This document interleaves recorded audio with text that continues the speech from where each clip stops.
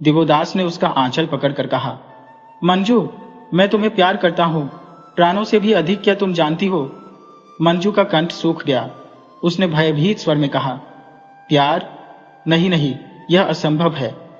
नहीं प्रिय, यह खूब संभव है। मंजू ने दिवोदास का चीवर छू कर कहा, भिक्षुराज, अपना यह चीवर देखो और मेरे कंठ का यह गलगरा। उसने कंठ में लटकती देवता की मूर्ति की ओर संकेत किया। फिर उसने टूटते स्वर में कहा, हम दोनों नष्ट जीव हैं प्रिय, प्रेम के अधिकारी नहीं। दिवोदास ने आवेश में आकर कहा, मेरा यह वेश और तुम्हारा गलग्रह झूठा आडंबर है। सच्ची वस्तु हमारा हृदय है और वह प्रेम से परिपूर्ण है।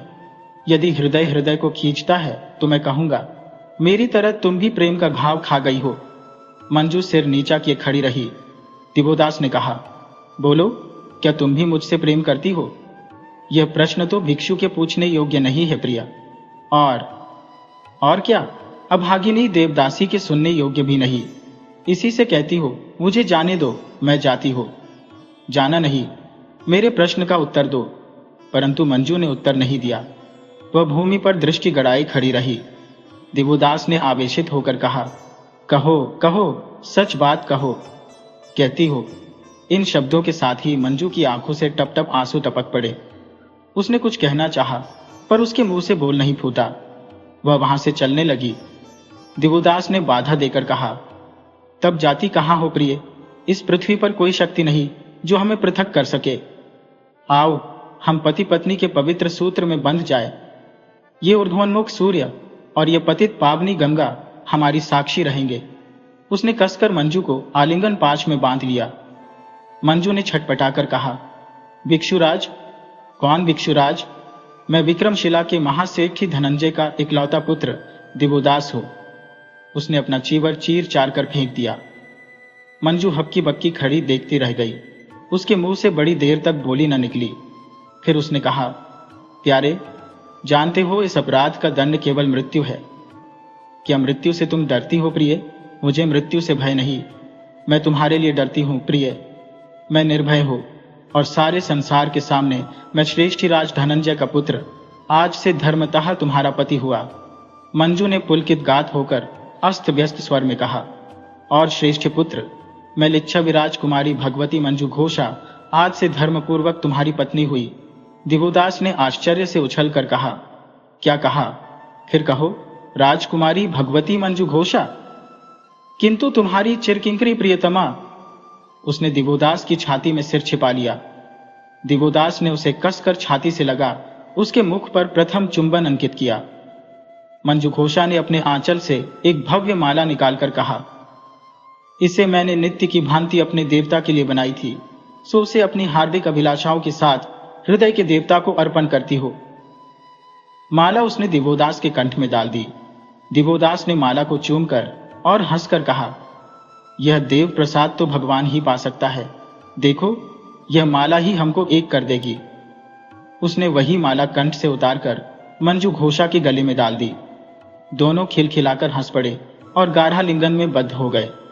आचार्य वज्रसिद्धि ने एकांत कक्ष में दिवोदास को बुलाकर कहा, यह क्या वत्स, मैंने सुना है कि तुमने चीवर त्याग दिया, भिक्षु मर्यादा भंग कर दी। आपने सत्य ही सुना आचार्य, किंतु यह तो गर्हित पाप कर्म है। आप तो मुझे प्रथम ही पाप मुक्त कर चुके हैं आचार्य, अब भला पाप मुझे कहां स्पर्श कर सकता है? पुत्र, तुम अपने आचार्य का उपहास कर रहे हो? आचार्य जैसा समझे। पुत्र, क्या बात है कि तुम मुझसे भयशंकित हो, दूर दूर हो। तुम्हें तो अपने प्रधान 12 शिष्यों का प्रधान बनाया है। तुम्हें क्या चिंता है? मन की बात मुझसे कहो, मैं तुम्हारा गुरु हूं। आचार्य, मुझे आपसे कुछ कहना नहीं है। क्यों? मैं कुछ कह नहीं सकता। तुम्हें कहना होगा पुत्र। तब सुनिए कि मैं भिक्षु नहीं हूं, विवाहित सद्गृहस्थ हूं। ये कैसी बात? जैसा आचार्य समझे। क्या तुम सद्धर्म पर श्रद्धा नहीं रखते? नहीं। कारण? कारण बताऊंगा तो आचार्य अभिनय होगा। मैं आज्ञा देता हूं, कहो। तो सुनिए, आप धर्म की आड़ में धोखा और स्वार्थ का खेल खेल रहे हैं। बाहर कुछ और भीतर कुछ, सब कार्य पाखंडमय है। बस या और कुछ? आचार्य, आपने क्यों मेरा सर्वनाश किया? मुझे इस कपट धर्म में दीक्षित किया, आपने संयम, त्याग, वैराग्य और ज्ञान की कितनी डींग मारी थी, वह सब तो झूठ था ना। पुत्र, तुम जानते हो कि किससे बातें कर रहे हो। दिवोदास ने आचार्य की बात नहीं सुनी।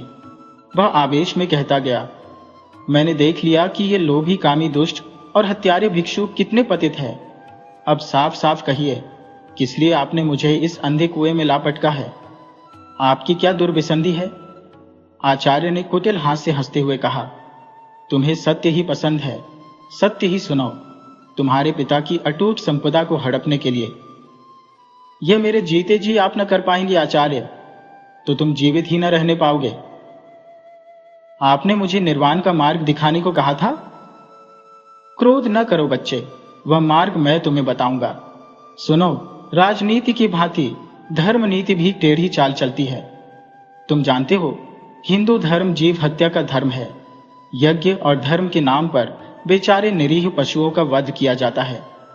यज्ञ के पवित्र कृत्यों के नाम पर मद्यपान किया जाता है। इस हिंदू धर्म में स्त्रियों और मर्दों पर भी उच्च जाति वालों ने पूरे अंकुश रख उन्हें पराधीन बनाया है। अछूतों के प्रति तथा छोटी जाति के प्रति तो अन्यायाचरण का अंत ही नहीं है। वे देवदासियां जो धर्म बंधन में बंधी है, पाप का जीवन व्यतीत करती है। दिवोदास सुनकर और मंजू घोषा का स्मरण करके अधीर हो उठा, परंतु आचार्य कहते गए, पुत्र, आश्चर्य मत करो। बौद्ध धर्म का जन्म इसी अधर्म के नाश के लिए हुआ है, किंतु मूर्ख जनता को युक्ति से ही सीधा रास्ता बताया जा सकता है। उसी युक्ति को तुम छल कहते हो। आचार्य, आपका मतलब क्या है? यही कि मुझ पर विश्वास करो और देखो कि तुम्हें सूक्ष्म तत्व का ज्ञान किस भांति प्राप्त होता है। सूक्ष्म तत्व का या मिथ्या तत्व का? अभिनय मत करो पुत्र। आप चाहते क्या है? एक अच्छे काम में सहायता। वह क्या है? उस दिन उस देवदासी को तुमने देवी का गंधमाल्य दिया था ना, फिर जानते हो वह कौन है? आपका ये वह लिच्छविराज कुमारी मंजू घोषा है। तब फिर उसकी माता लिच्छवी पट्टराज महिषी नृसिंहदेव की पत्नी छद्मवेश में यहां अपनी पुत्री के साथ सुनैना नाम धारण करके देवदासियों में रहती थी। उसे सिद्धेश्वर ने अंधकूप में डलवा दिया है। किस लिए? दिवोदास ने उत्तेजित होकर कहा, लिच्छविराज का गुप्त रत्नागार का पता पूछने के लिए। धिक्कार है इस लालच पर। बच्चा, उसे बचाना होगा। परोपकार भिक्षु का पहला धर्म है। मुझे क्या करना होगा? आज रात को मेरा एक संदेश लेकर बंदी गृह में जाना होगा। क्या छिपकर? हां। नहीं। सुन लड़के, सिद्धेश्वर उस बालिका पर भी पाप दृष्टि रखता है। उसकी रक्षा के लिए उसकी माता का उद्धार करना आवश्यक है। मैं अभी उस पाखंडी सिद्धेश्वर का सिर धड़ से पृथक करता हूं। किंतु पुत्र, बल प्रयोग पशु करते हैं, फिर हमें अपने बलाबल का भी विचार करना है। आपकी क्या योजना है? युक्ति कहिए, कर सकोगे?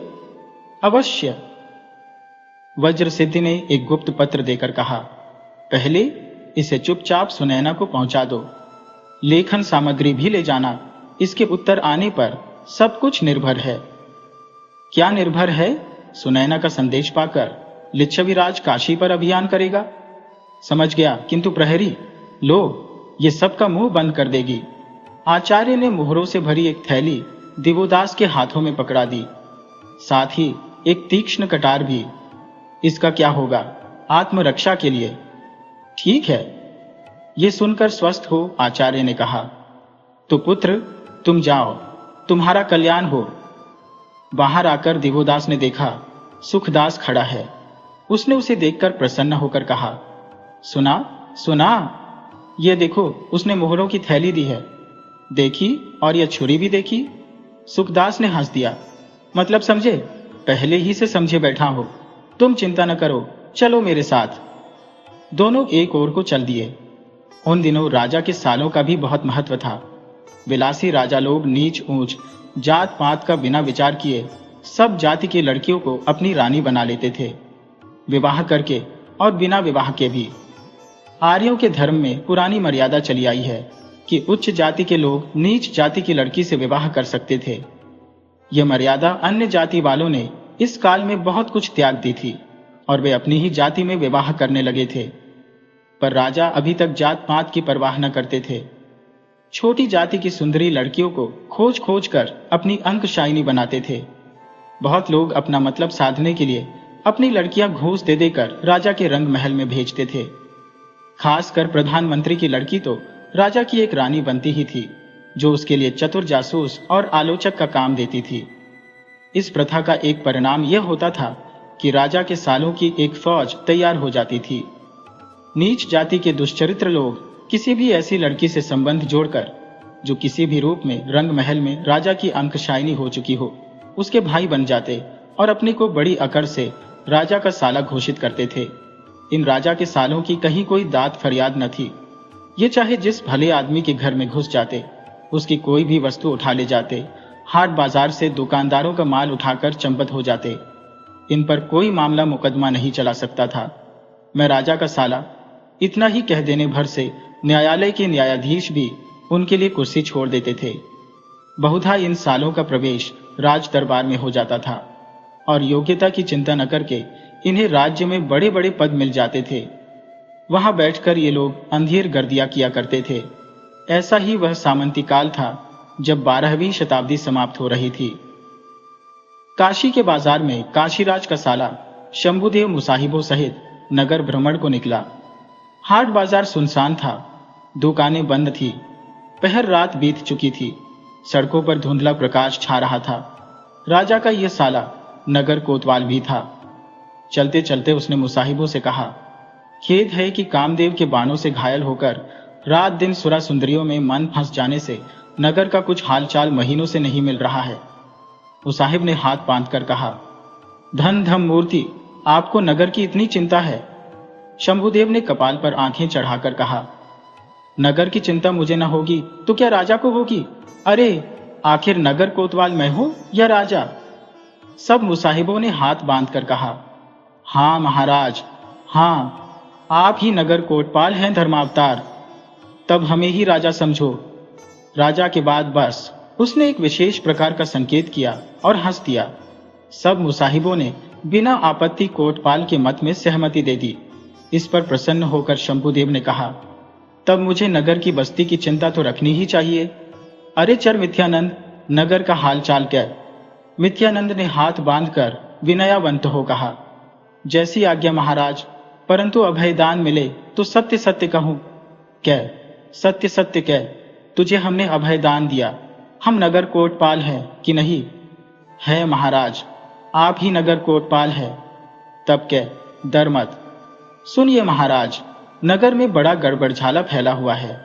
वेश्याएं और उनके अनुचर भूखों मर रहे हैं। लोग अपनी अपनी सड़ी गली धर्म पत्नियों से ही संतोष करने लगे।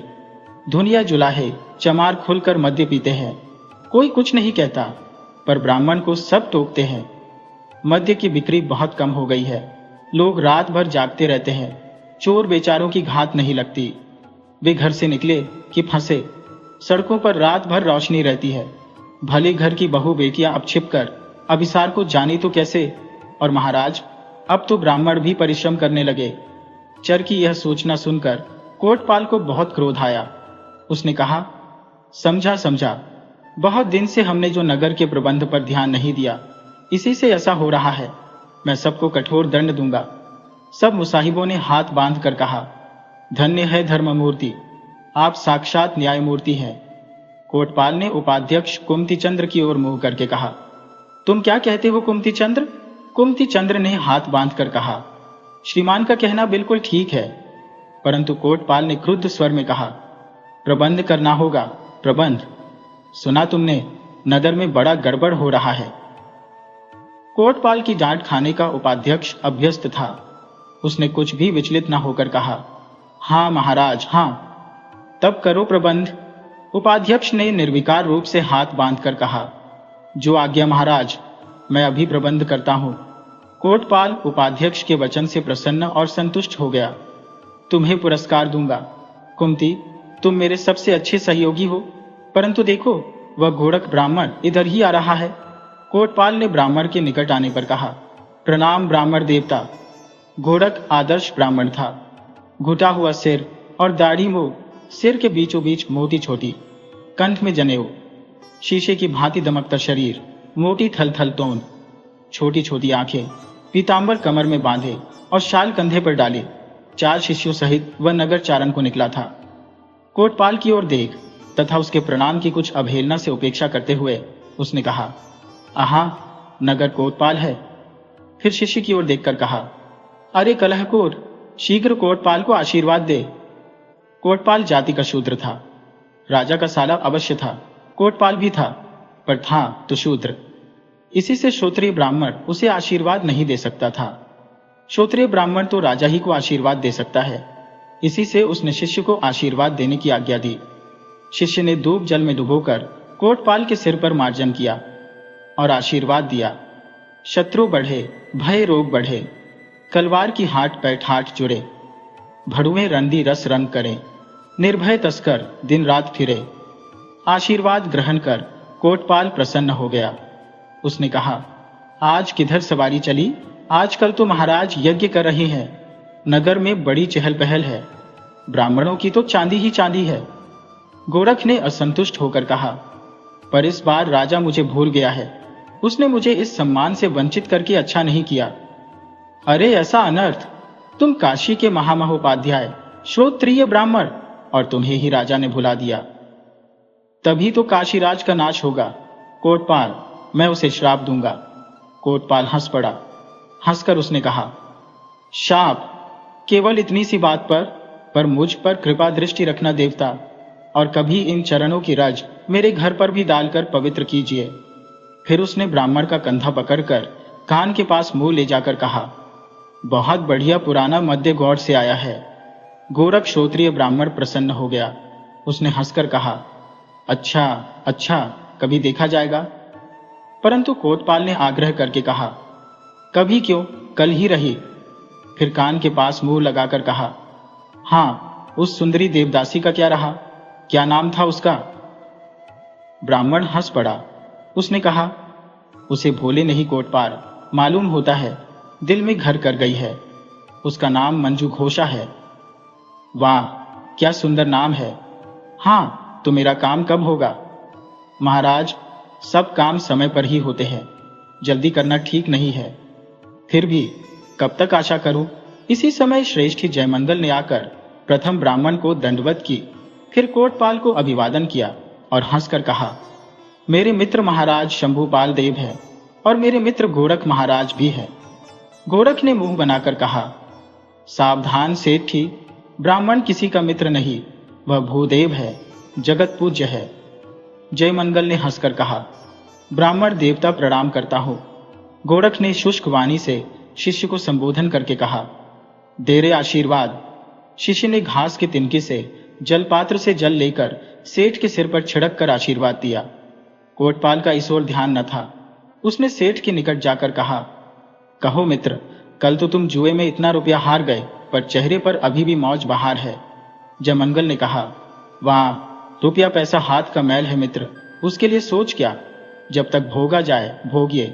गोरख ब्राह्मण ने बीच में बात काटकर कहा, इसमें क्या संदेह, संयम और धर्म के लिए तो सारी ही उम्र पड़ी है। जब इंद्रियां थक जाएंगी तब वह काम भी कर लिया जाएगा। कोटपाल ने जोर से हंसकर कहा, बस धर्म की बात तो गोरख महाराज कहते हैं। 52 तोला पाव रत्ती। अच्छा भाई, हम जाते हैं, नगर का प्रबंध करना है, परंतु कल का निमंत्रण मत भूल जाना। नहीं भूलूंगा कोटपाल महाराज। कोटपाल के चले जाने पर उसने होंठ बिचकाकर कहा, देखा तुमने सेठी, कैसा नीच आदमी है। मूर्ख धन और अधिकार के घमंड में ब्राह्मण को निमंत्रण का लोभ दिखाकर अपने नीच वंश को भूल रहा है। हम श्रोत्रमय ब्राह्मण हैं। जानते हो सेठी, इसकी जाति क्या है? सेठ ने इस बात में रस लेकर कहा, नहीं जानता। क्या जाति है भला? साला चमार है कि जुलाहा, याद नहीं आ रहा है। इसी समय सामने से चंद्रावली को आते देखकर वह प्रसन्न हो गया। उसने सेठ के कंधे को झकझोर कर कहा, देखो सेठी, बिना बादल के बिजली पहचानते हो? कोई गणिका प्रतीत होती है। अरे नहीं, चंद्रावली देवदासी है। सेठी ने हंसकर आगे बढ़कर कहा, आह चंद्रावली, अच्छी तो हो। चंद्रावली ने हंसकर नखरे से कहा, आपकी बला से, आप तो एक बारगी ही अपने मित्रों को भूल गए।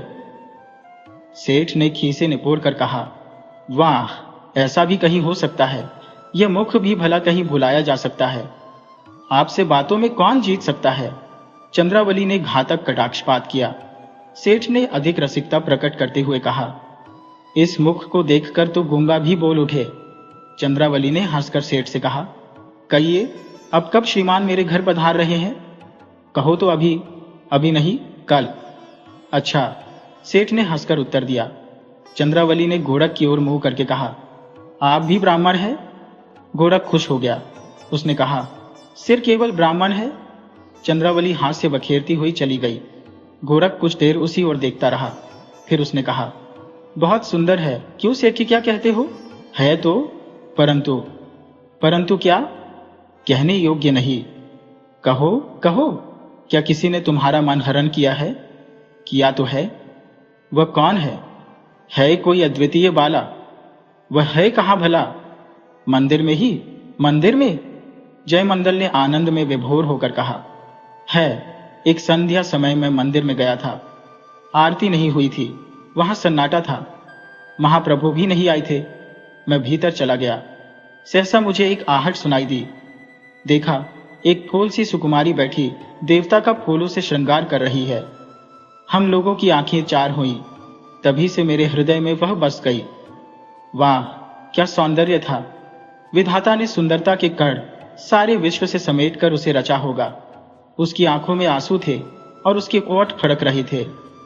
क्या तुमने उसका नाम पूछा था? जब मैंने उसके निकट जाकर पूछा, सुंदरी, तेरा नाम क्या है और तुझे क्या दुख है, तो वह बिना उत्तर दिए चली गई। परंतु मुझे उस मोहिनी के नाम का पता चल गया था। वह मंजू घोषा थी। गोरख कुटिलतापूर्वक हंस दिया। उसने कहा, समझा, जिसे देखो वही मंजू घोषा की रट लगा रहा है। सेठी, उसकी आशा छोड़ दो। ये तो ना होगा मित्र, प्राण रहते नहीं होगा, भले ही प्राण भी देना पड़े। ओ हो, यहां तक? तब तो मामला गंभीर है। खैर, तो मैं तुम्हारी सहायता करूंगा। जयमंगल प्रसन्न हो गया। उसने मोहरों की एक छोटी सी थैली ब्राह्मण के हाथ में थमाकर कहा, मैं तुम्हें मुंह मांगा द्रव्य दूंगा देवता। गोरख ने थैली अपनी टेंट में खोसते हुए हंसकर कहा, तब आओ मंदिर में। जयमंगल ने ब्राह्मण का हाथ पकड़ लिया और दोनों आगे बढ़कर एक गली में घुस गए। सारी ही बातें सुखदास ने छिपकर सुन ली थी। उसने समझ लिया कि अवश्य ही मंजू घोषा पर कोई नई विपत्ति आने वाली है। वह सावधानी से अपने को छिपाता हुआ उनके पीछे चला। शयन आरती हो रही थी। मंदिर में बहुत से स्त्री पुरुष एकत्र थे। संगीत नृत्य हो रहा था। भक्तगण भाव विभोर होकर नर्तिकाओं की रूप माधुरी का मधुपान कर रहे थे। दिवोदास एक अंधेरे कोने में छिपा खड़ा था। वह सोच रहा था, शयन विधि समाप्त होते ही मेरा कार्य सिद्ध होगा। कैसी दुख की बात है कि इन पाखंडियों के लिए मुझे भी छल कपट करना पड़ रहा है। उसने देखा, दो अपरिचित पुरुष आकर उसके निकट ही छिपकर खड़े हो गए हैं। दिवोदास ने सोचा, ये लोग कौन है और इस प्रकार छिपकर खड़े होने में इनकी क्या दुर्विसंधि है। वह इतना सोच ही रहा था कि आगंतुकों में से एक ने कहा, किंतु मंजू घोषा तो यहां दिखाई नहीं दे रही है। मंजू का नमा सुनकर दिवोदास के कान खड़े हो गए। उसने सोचा, यह कोई नया षड्यंत्र है। वह ध्यान से उनकी बातें सुनने लगा। आगंतुकों में एक गोरख ब्राह्मण था, दूसरा जयमंगल सेठ। सेठ ने कहा, क्या यह सच है कि महाप्रभु भी उस छोकरी पर मुग्ध है? गोरख ने उसका हाथ दबाकर कहा, चुप चुप, महाप्रभु इधर ही आ रहे हैं। दोनों अंधकार से निकलकर बाहर प्रकाश में आ खड़े हुए। सिद्धेश्वर को देखकर दोनों ने प्रणाम किया। सिद्धेश्वर ने हंसकर आशीर्वाद देते हुए कहा, आज नगर की चहल पहल छोड़कर श्रेष्ठ ही इस समय यहां कैसे? महाराज, क्या यहां सब कुछ नीरस ही है? जिसने कंचन कामिनी का स्वाद ले लिया, उसे देव प्रसाद में क्या स्वाद मिलेगा? गुरुदेव, जैसे बिना विरह के प्रेम का स्वाद नहीं मिलता, उसी प्रकार बिन विलास किए शांति का अनुभव नहीं होता। यह तो तुम्हारी भावुकता है श्रेष्ठी। जो कामना के अग्निकुंड में ईंधन डालेंगे, शांति कहां मिलेगी? उसने गोरख की ओर तीखी दृष्टि से देखा। जयमंगल ने कहा, महाराज, विधाता ने भोग विलास के लिए जवानी और त्याग के लिए बुढ़ापा दिया है। सिद्धेश्वर ने हंसकर कहा, हो सकता है श्रेष्ठी, जब तक समय है भोग लो। फूल सूख जाएगा, गंध हवा में मिल जाएगी। जगत में दो ही मार्ग है, भोग और योग। तुम भोग के मार्ग पर हो, मैं योग के। अच्छा, अब जाता हो। चिरंजीव रहो। सिद्धेश्वर के जाने पर गोरख ने सिर उठाया। अब तक वह सिर नीचा किए खड़ा था। अब उसने कहा, ये साक्षात कलयुग के अवतार है श्रेष्ठी। जयमंगल ने हंसकर कहा, मालूम तो यही होता है, परंतु इनके तप और वैराग्य की तो बड़ी बड़ी बातें सुनी है, वे क्या सब झूठी है? आओ देखो। उसने संकेत से सेठ को पीछे आने को कहा और एक पेचीदा तंग गली में घुस गया। उन दोनों के पीछे दिवोदास भी छिपता हुआ चला। इसी समय सुखदास भी उससे आ मिला। एक कुंज के निकट पहुंचकर सिद्धेश्वर ने पुकारा, माधव। माधव ने सम्मुख आ प्रणाम किया। सिद्धेश्वर ने कहा, माधव, अभागे बौद्धों को धोखा देने और मेरी सभी गुप्त आज्ञाओं की तत्परता से पालन करने के बदले मैंने तुम्हें भंडार का प्रधान अधिकारी बनाने का निश्चय कर लिया है। यह तो प्रभु की दास पर भारी कृपा है। तुम जानते ही हो कि सुंदरियों का कोमल आलिंगन मेरी योग साधना है। हाँ प्रभु, मुझे कोई कुछ समझे, परंतु तुमसे कुछ छिपाना नहीं चाहता। मैं अपनी चित्तवृत्ति के देवता को सुंदरियों की बलि से संतुष्ट करता हूं। तुम्हें मालूम है कि लिच्छवी राजकुमारी मंजू घोषा इस समय मेरी आंखों में है। मैं उसका रक्षक हूं। माधव ने हंसकर कहा, समझ गया प्रभु, अब रक्षण काल समाप्त हो गया। वह फल सावधानी से पाला गया है, अब पक गया है। महाप्रभु अब उसे भक्षण किया चाहते हैं। ठीक समझे माधव, जिस तरह प्रभात की वायु फूल की कली को खिलाकर उसकी सुगंध ले उड़ती है, उसी तरह यौवन के प्रभात ने उस कली को खिला दिया है। अब उसकी सुगंध मेरे उपयोग में आनी चाहिए। गोरख ने जयमंगल का हाथ दबाया और दिवोदास ने वस्त्र में छिपी छुरी को संभाला। सुखदास ने पीछे से उसके कान में कहा, चुपचाप सब कृत्य देखो, जल्दी मत करो। माधव ने कहा, तो इसमें क्या कठिनाई है प्रभु? वह अभागा उस पर मोहित प्रतीत होता है। ध्यान रखना, ये भाग्यहीन मिथ्यावादी लोग मंदिर के भेद को न जानने पाए। ऐसा ही होगा प्रभु, और क्या आज्ञा है? आज आधी रात को मैंने मंजू घोषा को महामंत्र दीक्षा देने के लिए गर्भगृह में बुलाया है। इसी के लिए वह 3 दिन से व्रत और उपासना कर रही है, तो उसे दोपहर रात बीते मेरे सोने के कमरे में ले आना समझे। समझ गया प्रभु। एक बात और। क्या? अंधकूप पर कड़ा पहरा लगा दो, जिससे यह खबर सुनैना के कानों में न पड़ने पाए। बहुत अच्छा। माधव एक ओर को चल दिया और सिद्धेश्वर दूसरी ओर को। गोरख ने कहा, अब कहो। जयमंगल ने तलवार वस्त्र से निकालकर कहा, रक्षा करनी होगी। दिवोदास ने आठ से बाहर आकर कहा, मैं तुम्हारी सहायता करूंगा। सुखानंद ने बढ़कर कहा, और मैं भी। जयमंगल ने कहा, वाह, तब तो हमारा दल विजयी होगा। चारों जन कुछ सोच सलाह कर एक अंधेरी गली में घुस गए। सिद्धेश्वर कमरे में गद्दी के ऊपर बैठा समाने खिड़की से चमकते हुए बहुत से तारों और चंद्रमा को देख रहा था। चौकी पर सामने एक तांबे की तख्ती रखी थी। ऊपर कुछ अंक लिखे थे। उन्हें देख देख कर वह एक भोजपत्र पर कुछ लकीरें खींच रहा था, फिर कुछ उंगलियों पर गिनता था। बीच बीच में उसकी भ्रिकुटी में बल पड़ जाते थे। आकाश में चंद्रमा पर एक बादल का टुकड़ा छा गया। सिद्धेश्वर ने एकाग्र होकर उस ताम्र पत्र पर दृष्टि गड़ा दी। अंत में व्याकुल होकर लेखनी फेंक दी। उसने आप ही बड़बड़ाते हुए कहा, वही एक फल, दुर्भाग्य, असफलता, दुर्घटना, रक्तपात, सब दुष्ट ग्रह मिल गए हैं। मंगल, बुध, शुक्र और शनि तथा चंद्रमा चौथे स्थान में है। गुरु केतु केंद्र में, राहु अष्टम में है। जन्म से राहु पंचम है। परंतु चाहे जो हो, मेरी शक्ति बड़ी है, मेरा मंत्र बल ऊंचा है। मैं आशा नहीं छोड़ूंगा। 7 अरब की संपदा और अनिंद्य सुंदरी मंजू घोषा त्यागने की वस्तु नहीं। मंजू मेरे अधीन है, परंतु संपत्ति तांबे की तख्ती पर दृष्टि डालकर। यह आधा बीजक है, आधा सुनैना ने कहीं छिपा रखा है। वह उठकर बेचैन होकर टहलने लगा। उसने फिर कहा, चाहे जो हो, छल से या बल से मैं उसे वश में करूंगा। परंतु इतना विलंब क्यों हो रहा है? माधव उसे अभी तक लाया क्यों नहीं? कहीं उस पर मेरा कौशल तो प्रकट नहीं हो गया? नहीं, यह संभव नहीं।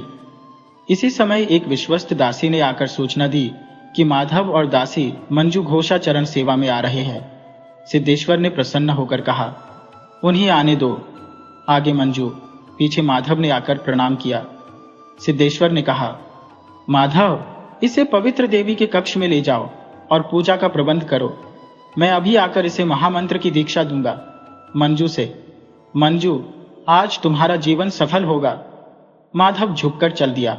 मंजू भी सिर झुकाकर चुपचाप पीछे पीछे चली गई। सिद्धेश्वर ने हाथ मलते हुए कहा, अब कहाँ जाती है? वह अपने हाथ से ढाल ढालकर मद्य पीने लगा। माधव मंजू को लेकर गुप्त द्वार से उस अंधेरी टेढ़ी मेढ़ी राह से चला। मंजू भयभीत हुई। उसने कहा, यहाँ कहाँ लिए जाते हो? पवित्र देवी तो वही है, पर यहाँ तो घोर अंधकार है। तुम्हारे जाते ही वह अलौकिक हो जाएगा। मुझे मेरे आवास में पहुंचा दो माधव। आज नहीं, कल। कल क्यों? कल मैं तुम्हारी आज्ञा का पालन करूंगा। इसका क्या मतलब है? कल तुम में वह शक्ति आ जाएगी। मैं नहीं समझी माधव। न समझना ही अच्छा है। क्यों? सेवक का धर्म समझाना नहीं, आज्ञा का पालन करना है। मंजू क्या? वे एक एकांत कक्ष में पहुंचे। वहां बड़ी बड़ी विशाल विकराल मूर्तियां रखी हुई थी। माधव ने उंगली से दिखाकर कहा, वह देवी है, वही रहो, और जो कुछ पूछना हो आचार्य से पूछना। मंजू कुछ देर चुपचाप खड़ी माधव को एकटक देखती रही। माधव मंजू को वहीं खड़ी छोड़कर चला गया। मंजू वहां की भयानक मूर्तियों को देखकर भय से कांपने लगी। एकाएक गुप्त द्वार से सिद्धेश्वर ने प्रवेश किया। सिद्धेश्वर ने मंजू के निकट आकर कहा, सुंदरी मंजू घोषा, तुम्हारे आने से इस पवित्र स्थान के सभी दीपक मंद पड़ गए, समझती हो क्यों? मंजू ने नीची दृष्टि से कहा, नहीं प्रभु, तुम्हारी सुंदरता से, तुम्हारे कोमल अंग की सुगंध ने यहाँ के सभी फूलों की सुगंध को मात कर दिया है। मंजू विरक्त भाव से चुप खड़ी रही। उसने लज्जा और संकोच से सिर झुका लिया। सिद्धेश्वर ने मंजू का हाथ पकड़कर कहा, मंजू, तुम मेरी बात नहीं समझी? नहीं प्रभु। उसने हाथ खींचकर छुड़ा लिया। तुम भोली जो ठहरी, पहले इस पवित्र प्रसाद को पियो। उसने मद्य डालकर पात्र मंजू के मुंह के पास लगा दिया। फिर बोला, पियो मंजू, यह देवता का प्रसाद है। मंजू ने निषेध किया, परंतु सिद्धेश्वर ने उसे जबरदस्ती पिला दिया। पीछे स्वयं भी। मंजू भयभीत हो एक खंभे के सहारे टिक गई। सिद्धेश्वर ने कहा, तुम्हारे सौंदर्य का मद इस मद से बहुत अधिक है, समझी मंजू? उसने मंजू की ठोड़ी छूकर कहा, प्रभु, आप गुरु हैं, ऐसी बातें न कीजिए। सिद्धेश्वर ने हंसकर कहा, ठीक है, आओ अब महामंत्र की दीक्षा दूं। उसने उसका हाथ पकड़ा और एक ओर को ले चला। दिवोदास, जयमंगल, सुखानंद और गोरख भी छिपते हुए पीछे पीछे चले। जिस कमरे में वे पहुंचे, उस कमरे में विलास की सब सामग्री उपस्थित थी। गुदगुदा पलंग था, बड़ी बड़ी वीणाएं, मद्य के स्वर्णपात्र आदि सामग्री उपस्थिति थी। कमरा खूब सजा था। फूलों की मालाएं जगह जगह टंगी थी।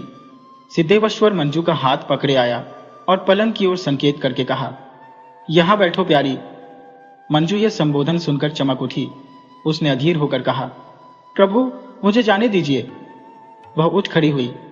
सिद्धेश्वर ने हाथ पकड़कर कहा, जाती कहां हो प्यारी, मेरे हृदय में आकर बैठो। उसने खींचकर उसे आलिंगन पाश में बांध लिया। मंजू ने बलपूर्वक अलग होने की चेष्टा करते हुए कहा, प्रभु, मैं आपकी पाली हुई पुत्री हूं, छोड़िए, छोड़िए। बुद्धिमान जन अपने लगाए पेड़ का फल स्वयं खाते हैं। मैंने तुम्हें सींच सींच कर उसी क्षण के लिए बड़ा किया है। उसने बलपूर्वक खींचकर उसे छाती से लगा लिया। मंजू ने बल प्रयोग करते हुए चीख कर कहा, छोड़िए, छोड़िए प्रभु, छोड़िए। डरो मत मंजू, मैं तुम्हें प्यार करता हूं, जाने दीजिए, छोड़िए। सिद्धेश्वर ने अब जरा खड़े स्वर में कहा, पगली लड़की जानती है, सिद्धेश्वर का मस्तक भूतेश्वर भगवान के सामने झुकता है, वही अब तेरे सामने झुक रहा है। मंजू, मुझे अपने यौवन का प्रसाद दे। वह मंजू को छोड़कर उसके पैरों के पास घुटने टेक कर बैठ गया। मंजू ने घबराकर लजाते हुए कहा, उठिए प्रभु, यह आप क्या कर रहे हैं? मुझे अपना प्यार दो मंजू। नहीं प्रभु, यह कभी नहीं हो सकता, मुझे जाने दीजिए। तुम मेरे हृदय में बसी हो, जा कहां सकती हो प्रिय, कहो तुम मेरी हो। उसने बलपूर्वक खींचकर उसे पुनः छाती से लगा लिया। मंजू ने क्रोध में भरकर जोर से उसे धकेल दिया। वह गिरकर घायल हो गया। सिर से खून बहने लगा। उसने क्रोधित हो उठकर मंजू पर चोट करनी चाहिए, तभी अकस्मात गुप्त द्वार खुल गया। दिवोदास और जयमंगल तलवार लिए घुस आए और पीछे पीछे सुखानंद भी। इन सबको देखकर सिद्धेश्वर विमूढ़ हो गया। सिद्धेश्वर, तुम कौन हो? पहचान कर। पापिष्ठ बौद्ध भिक्षु, और तुम अभागे युवक? दिवोदास, मैं तुम्हारा काल हूं। पापिष्ठ, पाखंडी। ये कहकर दिवोदास तलवार फेंककर सिद्धेश्वर से भिड़ गया। मल्ल युद्ध होने लगा। लड़ते लड़ते एक पत्थर के खंभे के पास दोनों जा पहुंचे। बीच बीच में जयमंगल भी एकाध घूसा सिद्धेश्वर को जमा देता था। मंजू खड़ी भयभीत देख रही थी। उस खंभे पर भयानक काली की मूर्ति थी। वहां पहुंचकर सिद्धेश्वर ने चिल्लाकर कहा, अब मां चंदी लो नरबली। मूर्ति भयानक रीति से अट्टहास कर उठी। एक बार सब भयभीत हो गए। मंजू अधिक भयभीत हुई। दिवोदास भी डर गया। पृथ्वी कांपने लगी और सैकड़ों बिजलियां चमकती और गरजती दीख पड़ने लगी। देखते ही देखते वह मूर्ति धरती में धंसने लगी और कक्ष में अग्नि की ज्वाला भभक उठी। मंजू मूर्छित हो गई। सुखानंद ने साहस कर आगे बढ़ और पैंतरा संभालकर सिद्धेश्वर पर चोट की। सिद्धेश्वर मूर्छित होकर गिर पड़ा। दिवोदास ने उसके पंजे से छूटकर फुर्ती से मूर्छित मंजू घोषा को उठा लिया तथा एक ओर ले भागा। सुखदास ने भी नंगी तलवार ले उसका अनुगमन किया। निरापद स्थान पर आकर सुखदास ने कहा, अब यहां ठहरकर थोड़ा विचार कर लो भैया। परंतु दिवोदास ने उत्तर दिया, हमें यहां से भगा चलना चाहिए। नहीं, अभी नहीं। देवी सुनैना का उद्धार भी हमें करना है। मंजू ने घबराकर पूछा, क्या वे किसी विपत्ति में है? उन्हें सिद्धेश्वर ने अंधकूप में डाल दिया है। किस लिए? गुप्त रत्न कोश के बीजक की प्राप्ति के लिए। किंतु वह तो मेरे पास है। कहां पाया? देवी सुनैना ने दिया था। तो तुम उसका सब भेद जानती हो? हां, उन्होंने बताया है कि मैं लिच्छवी महाराज श्री नृसिंह देव की पुत्री हूं। और देवी सुनैना कौन है? यह भी उन्होंने बताया। वे मेरी माता की दासी और मेरी धाई मां है। देवी सुनैना तुम्हारी जन्मदात्री मां और लिच्छविराज की पट्टराज महिषी सुकीर्ति देवी है।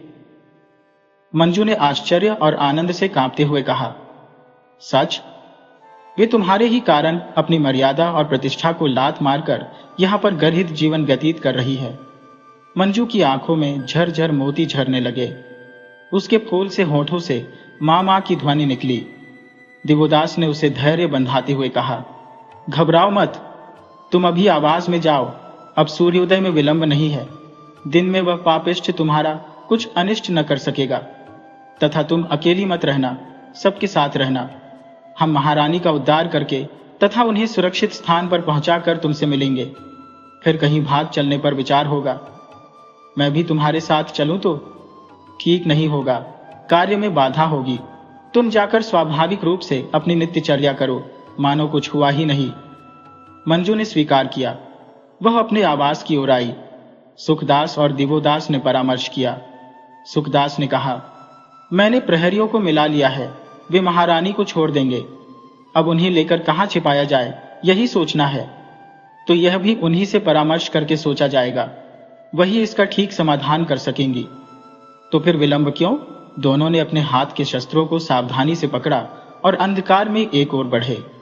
दिवोदास ने कहा, वे दोनों कुत्ते क्या हुए? वह धूर्त ब्राह्मण तो मेरे हाथ से बचकर भाग निकला, परंतु सेज को मैंने बांधकर एक खूब सुरक्षित स्थान पर डाल दिया है। तो यही अंधकूप का द्वार है। तुम प्रहरी से बात करो।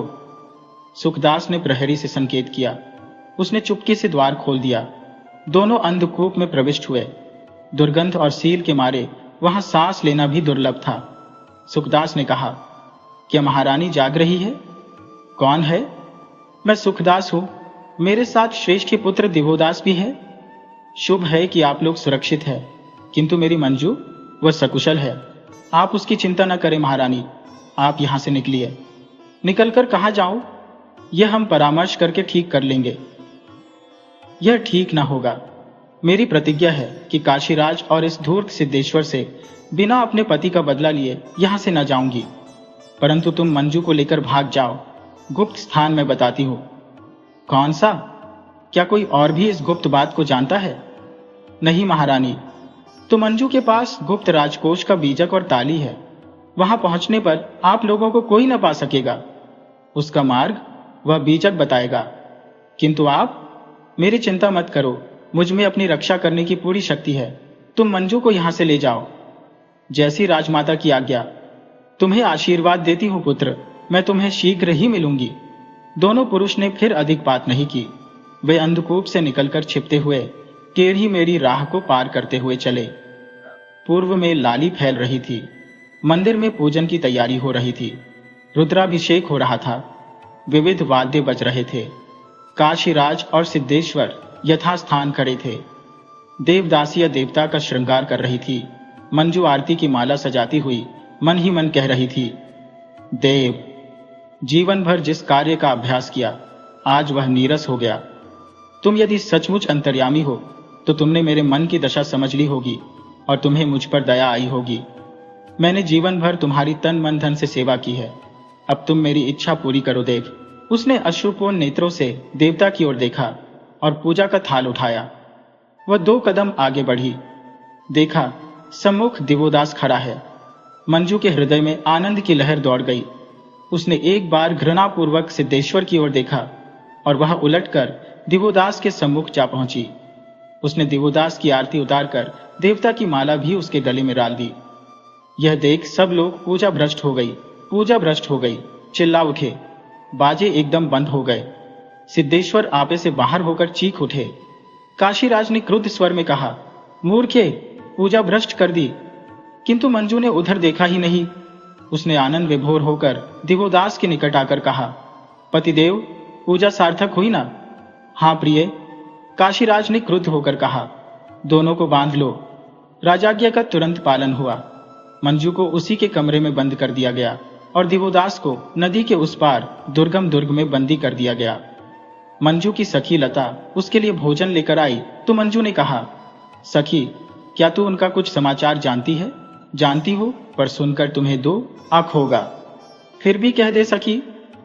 मंजू, इस प्रेम में अपने को नष्ट न कर।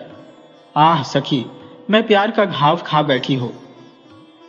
किंतु वह अज्ञात कुलशील भिक्षु है। अज्ञात कुलशील नहीं, वह धनंजय श्रेष्ठी का पुत्र है। परंतु उसे तो महाराज ने कांतार दुर्ग में बंदी कर दिया है। हे भगवान, कांतार दुर्ग में? वहां उसे प्राणांत प्रायश्चित्त करने का आदेश दिया गया है। दोनों धूर्त आचार्य उसकी जान के ग्राहक बन बैठे हैं। मंजू ने कहा, सखी, मेरी सहायता कर, जो तू कहे। मुझे वहां जाने दे। कैसे? तू मेरे लिए त्याग कर। तेरे लिए मेरे प्राण भी उपस्थित है। तो तू यहां मेरे स्थान में रह, मैं तेरे वस्त्र पहनकर निकल जाऊंगी। तो तू जा। पर जानती है तेरी क्या गत बनेगी? वे मेरा वध करेंगे, मैं सह लूंगी। हाय सखी, कैसे कहूं? मेरी चिंता न कर। मंजू ने जल्दी जल्दी सखी के वस्त्र पहने, अपने उसे पहनाए। भोजन की सामग्री हाथ में ली और बंधन से बाहर हो गई। प्रहरी कुछ भी न जान सका। मंजू चल दी। किसी ने उसे लक्ष्य नहीं किया। वह पागल की भांति भागी चली जा रही थी। भूख, प्यास और थकान ने उसके कोमल गात्र को क्लांत कर दिया। उसके पैरों में घाव हो गए और वह बारंबार लड़खड़ाकर गिरने लगी। वह गिरती, उठती और फिर भागती। घोर वन था। बड़ी तेज धूप थी। सामने भयानक विस्तार वाली नदी के उस पार सूखी नंगी पहाड़ी पर ऊंचा सिर उठाए वह एकांत दुर्ग था। वह साहस करके नदी में कूद पड़ी। लहरों के साथ डूबती उतराती वह उस पार जा पहुंची। उसकी शक्ति ने जवाब दे दिया, परंतु वह चलती ही चली गई। दुर्गम पहाड़ पर चढ़ना बड़ा दुस्साहस का कार्य था, परंतु प्रेम का बल उसे मिलता गया। वह दुर्ग द्वार पर पहुंच गई। दुर्ग का द्वार बंद था। उसकी भारी लौह श्रृंखलाओं में मजबूत ताला पड़ा था। उसने व्याकुल दृष्टि से चारों ओर देखा। उस दुर्गम कांतार दुर्ग में चिड़िया का पूत भी न था। उसने एक बार दुर्ग के चारों ओर चक्कर लगाया। अंत में निराश हो थककर वह एक शिलाखंड पर पड़ गई। उसे नींद आ गई। न जाने वह कब तक सोती रही। जब उसकी आंखें खुली तो देखा सूर्य अस्त हो रहा है और एक वृद्ध चरवाहा उसके निकट खड़ा है। वह हड़बड़ाकर उठ बैठी। वृद्ध चरवाही ने कहा, तुम कौन हो और यहाँ कैसे आई? मैं विपत्ति की मारी दुखित स्त्री हूं बाबा। भाग्य दोष से यहाँ आप फंसी हो, परंतु यहाँ सिंह रहता है, तुझे खा जाएगा। बस्ती दूर है, तू रात कहाँ व्यतीत करेगी? मैं चाहती हूँ सिंह मुझे खा जाए, परंतु तेरे यहाँ आने का कारण क्या है? एक पुरुष इस दुर्ग में बंद भूखा मर रहा है। तुझे किसने कहा? मैं जानती हूं, उसी के लिए मैं यहां आई थी, किंतु भीतर जाऊं कैसे? भीतर ही जाना है तो मैं पहुंचा सकता हूं, परंतु वहां कोई मनुष्य नहीं है। क्या तुम जानते हो बाबा, मैं तो वहां नित्य आता जाता हूं। क्या भीतर जाने की कोई और भी राह है? वह मैंने अपने लिए बनाई है। बूढ़ा चरवाहा हंस दिया। तो बाबा, मुझे वहां पहुंचा दो, परंतु रात होने में देर नहीं है, फिर मेरा भी गांव लौटना कैसे होगा? वहां एक मनुष्य भूखा मर रहा है बाबा। तब चल, मैं चलता हूं। दोनों टेढ़ी मेढ़े रास्ते से चलने लगे। मंजू में चलने की शक्ति नहीं रही थी, परंतु वह चलती ही गई। अंत में एक खोह में घुसकर चरवाही ने एक पत्थर खिसकाकर कहा, इसी में चलना होगा। वह प्रथम स्वयं ही भीतर गया, पीछे मंजू भी घुस गई। थोड़ा चलने पर एक विस्तृत मैदान दिख पड़ा। दूर किसी अट्टालिका के भग्न अवशेष थे। वहां चले बाबा, मंजू ने उधर संकेत करके कहा। चरवाहे ने आपत्ति नहीं की। खंडहर के पास पहुंचकर मंजू जोर से दिवोदास को पुकारने लगी। उसकी ध्वनि गूंजकर उसके निकट आने लगी, परंतु वहां कहीं किसी जीवित मनुष्य का चिन्ह भी न था। बूढ़े ने कहा, मैंने तो तुमसे कहा था, यहां कोई मनुष्य नहीं है। अब रात को गांव पहुंचना भी दूभर है। राह में सिंह के मिलने का भय है, पर मैं जा सकता हूं। क्या तू यहां अकेली रहेगी या गांव तक चल सकती है? बाबा, मैं यहीं प्राण दूंगी, आपका उपकार नहीं भूलूंगी। आप जाइए। यहां तुझे अकेला छोड़ जाऊं? मेरी चिंता न करें, मेरा जीवन अब निरर्थक ही है। इसी समय उसे ऐसा भान हुआ जैसे किसी ने जोर से सांस ली हो। मंजू ने चौंक कर कहा, आपने कुछ सुना? यहां किसी ने सांस ली है। वह लपक कर खोह में घुस गई। उसने देखा एक शिलाखंड पर दिवोदास मूर्छित पड़ा है। चरवाहा भी पहुंच गया। उसने दूर ही से पूछा, मर गया या जीवित है? मंजू ने रोते हुए कहा, बाबा, यहां कहीं पानी है? उधर है। और वह निकट पहुंच गया। उसने दिवोदास को ध्यान से देखा और कहा, आओ, इसे उधर ही ले चलें, बच जाएगा। दोनों ने दिवोदास की मूर्छित देह को उठा लिया और जहां जल की पुष्करिणी थी वहां ले गए। यहां बांधकर वर्षा का जल रोका गया था। थोड़ा जल पीने तथा मुंह और आंखों पर छिड़कने से थोड़ी देर में दिवोदास को होश आ गया। उसने आंखें खोलकर मंजू को देखा। उसके होंठ से निकला, मंजू प्रिय। मंजू उसके वक्ष पर गिरकर फफक फफक कर रोने लगी। दिवोदास ने धीमे स्वर से कहा, मैं जानता था कि तुम आओगी, सो तुम आ गई। उसने मंजू को हृदय से लगा लिया। कुछ देर बाद कहा, अब मैं सुख से मर सकूंगा। मरेंगे तुम्हारे शत्रु। उसने दृढ़ता से उठकर दिवोदास का सिर अपनी गोद में रख लिया। प्यारी, तुमने मुझे जिला दिया, दिवोदास ने कहा। मैंने नहीं प्रिया, इस देव पुरुष ने। मंजू ने उस चरवाहे की ओर संकेत किया। दिवोदास ने अब तक उसे नहीं देखा था। अब उसकी ओर देखकर कहा, तुम कौन हो भाई? मैं चरवाहा हूं, पास ही गांव में रहता हो, यहां नित्य बकरी चराता हो। भीतर आने जाने की राह यह मैंने अपने लिए बना ली थी। संध्या को जब मैं घर लौट रहा था, इन्हें मूर्छित पड़ा देखा, इसी से रुक गया। लड़के को बकरी लेकर घर भेज दिया, सो अच्छा ही हुआ, दो प्राणी बच गए। बूढ़ा बहुत खुश था। दिवोदास ने कहा, बचा लिया तुमने बाबा, तुम उस जन्म के मेरे पिता हो।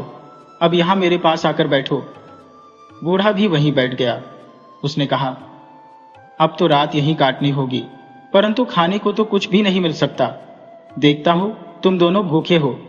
मंजू ने कहा, मेरे साथ थोड़ा भोजन है, उससे हम तीनों का आधार हो जाएगा। उसने पोटली खोली। तीनों ने थोड़ा थोड़ा खाकर पानी पिया। भोजन करने से दिवोदास में कुछ शक्ति आई। वह एक पत्थर के सहारे बैठ गया। चरवाहे ने कहा, थोड़ी आग जलानी होगी, नहीं तो वन पशु का भय है। मैं ईंधन लाता हूं। और वह उठकर चला गया। मंजू ने उसके गले में बाहें डालकर कहा, अब तुम तनिक हंस दो। क्या मैं फिर कभी हंस भी सकूंगा? हम सदैव हंसेंगे, गाएंगे, मौज करेंगे। और वह दिवोदास से लिपट गई। दिवोदास ने कहा, प्यारी, तुम्हारी इस स्नेह दान ने मेरे बुझते हुए जीवन दीपक को बुझने से बचा लिया, और तुम्हारी मधुर वाणी ने मेरे सूखे हुए जीवन को हरा भरा कर दिया। उसने उसे अपने बाहुपाश में कसकर अगणित चुम्बन ले डाले। चरवाही ने एक गट्ठर लकड़ी लाकर उसमें आग लगा दी और तीनों आदमी वही पृथ्वी पर लेट गए। मंजू पड़ते ही गहरी नींद में सो गई। वह बहुत थकी थी। दिवोदास भी दुर्बल था, वह भी सो गया, परंतु चरवाहा बड़ी देर तक जागता रहा। प्रातःकाल होते ही नित्य कर्म से निवृत्त होकर तीनों ने सलाह की। दिवोदास ने वृद्ध का हाथ पकड़कर कहा, मित्र, तुम मेरे आज से पितृव्य हुए। अब हम तुम कभी पृथक न होंगे। मेरे दुख सुख में तुम्हारा साझा रहेगा। बूढ़े ने हंसकर कहा, तुम चिंता न करो भाई, तुम्हारे बराबर ही मेरा लड़का है और ऐसी ही लड़की भी है। तुम भी मेरे लड़के लड़की रहे। गांव चलो, बहुत जमीन है, धान्य है, दूध है, खाओ पियो मौज करो, तुम्हें क्या चिंता। किंतु पितृव्य, हमारा कुछ कर्तव्य भी है, तुम्हें उसमें सहायता देनी होगी। कहो क्या करना होगा। हमारे शत्रु हैं, तो मेरे लड़के को बता दो, वह उनकी खोपड़ी तोड़ देगा। परंतु वे बड़े बलवान हैं, काम युक्ति से लेना होगा। फिर जैसे तुम कहो, हमें छिपकर रहना होगा, तो हमारे गांव में रहो। वहां नहीं छिप सकेंगे, राज सैनिकों को पता चल जाएगा। तब क्या किया जाए? मंजू ने प्रश्न किया। राजमाता ने जो आदेश दिया है वही। ठीक है, तो मुझे एक बार मंदिर में जाना होगा। किस लिए? ताली और बीजक लेने। परंतु एक बात है। क्या? मेरे पास आधा ही बीजक है, शेष आधा सिद्धेश्वर के पास है, वह भी लेना होगा। बिना उसके हम उस कोषागार में नहीं पहुंच सकेंगे। तब हमें एक बार काशी चलना होगा। तुम अपनी वस्तु लेना और मैं सिद्धेश्वर से वह बीजक लूंगा। बूढ़े ने कहा, मैं भी तुम्हारे साथ चलूंगा। तुम्हें अब हम नहीं छोड़ेंगे पितृव्य। तो पहले गांव चलो, खा पीकर टंच होकर रात को काशी चलेंगे। यही सलाह ठीक है। तीनों व्यक्ति उसी खोह की राह निकलकर गांव की ओर चल दिए। सिद्धेश्वर क्रोधपूर्ण मुद्रा में अपने गुप्त कक्ष में बैठे थे। इसी समय माधव ने रस्सियों से बांधकर लिच्छवी राजमहिषी सुकीर्ति देवी को उनके सामने उपस्थित किया। सम्मुख आते ही सिद्धेश्वर ने कहा, तुम्हें मालूम है देवी सुनयना कि मंजू भाग गई है? तो क्या हुआ? मंदिर में अभी बहुत पापिष्ठा है, परंतु क्या तुमने उसके भागने में सहायता दी है? दी तो फिर मैं तुम्हें और उसे दोनों को प्राणांत दंड दूंगा। बड़ी सुंदर बात है। जिसे राजरानी पद से च्युत कर विधवा और पतिता देवदासी बनाया, जिसकी बच्ची को पतित जीवन व्यतीत करने के लिए बाध्य किया और जिसे वासना की सामग्री बनाना चाहते थे, उसी को अब प्राणदंड भी दो। चुप रहो सुनयना देवी। क्यों चुप रहो? मैं ढोल पीटकर संसार को बताऊंगी कि मैं कौन हूं और तुमने मेरे साथ किया है। तुम जो चाहो कहो, कौन तुम पर विश्वास करेगा?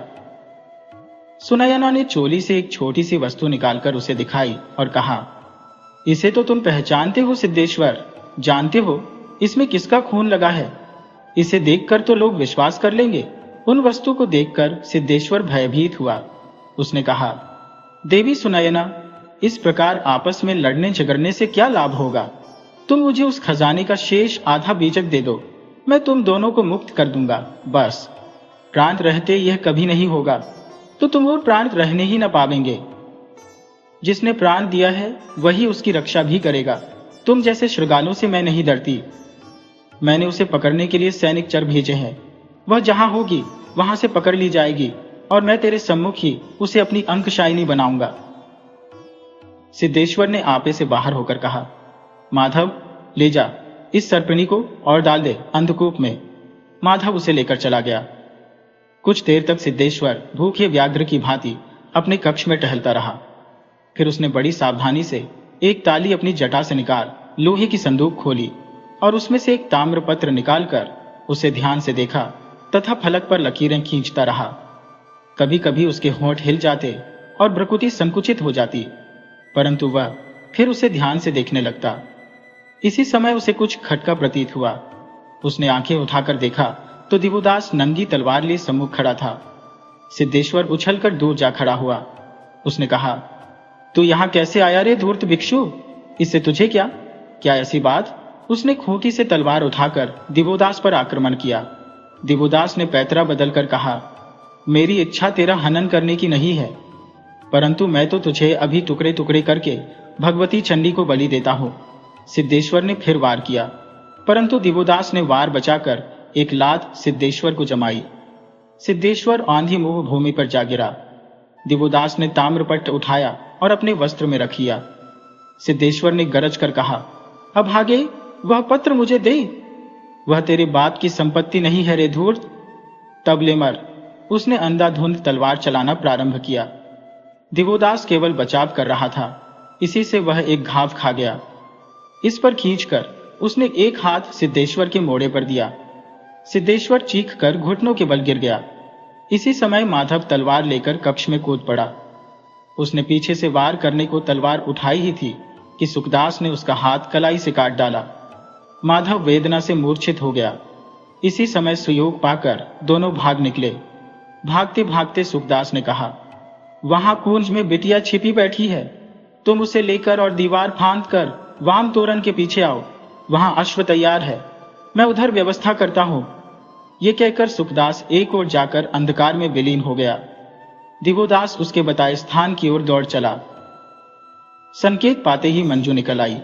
दिवोदास ने कहा, तुम्हारा कार्य हुआ? हां, और तुम्हारा? हो गया, तब चलो। किंतु वह वृद्ध? उन्हें मैंने आगे भेज दिया है। तब चलो।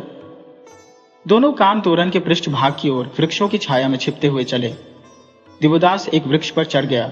उसने मंजू को भी चढ़ा लिया और दोनों दीवार फांद गए। दिवोदास ने कहा, यहां अश्व तो नहीं है, पर रुकना निरापद नहीं, हमें चलना चाहिए। चलो फिर, अश्व आगे मिलेंगे। दोनों अंधकार में विलीन हो गए। गहन अंधेरी रात में मंजू और दिवोदास ने निविड़ वन में प्रवेश किया। मंजू ने कहा, मां का कहना है कि वह जो सुदूर क्षितिज में दो पर्वतों के शृंग परस्पर मिलते दिखते हैं, उनकी छाया जहां एकीभूत हो हाथी की आकृति बनाती है, वही निकट ही उस गुप्त कोश का मुख द्वार है। इसलिए हमें उत्तराभिमुख चलते जाना चाहिए। विंध्य गुहा को पार करते ही हम कौशाम्बी कानन में प्रवेश कर जाएंगे। परंतु प्रिय, यह तो बड़ा ही दुर्गम वन है। रात बहुत अंधेरी है, हाथ को हाथ नहीं सूझता। बादल मंडरा रहे हैं, एक भी तारा दृष्टिगोचर नहीं होता। वर्षा होने लगी तो राह चलना एक बारगी ही असंभव हो जाएगा। चाहे जो भी हो प्रिय, हमें चलते ही जाना होगा। जानते हो, उस बाघ ने अपने शिकारी कुत्ते हमारे लिए अवश्य छोड़े होंगे। चले जाने के सिवा और किसी तरह निस्तार नहीं है। यह तो ठीक है, पर मुझे केवल तुम्हारी चिंता है प्यारी। तुम्हारे कोमल पाद पद्म तो कल ही क्षत विक्षत हो चुके थे। तुम कैसे चल सकोगी? प्यारे, तुम्हारे साथ रहने से तो शक्ति और साहस का हृदय में संचार होता है। तुम चले चलो। और वे दोनों निविड़ दुर्गम गहन वन में घुसते चले गए। घनघोर वर्षा होने लगी, बिजली चमकने लगी, वन पशु इधर उधर भागने लगे, आंधी से बड़े बड़े वृक्ष उखड़ कर गिरने लगे। कंटीली झाड़ी में फंसकर दोनों के वस्त्र फटकर चिथरे चिथरे हो गए।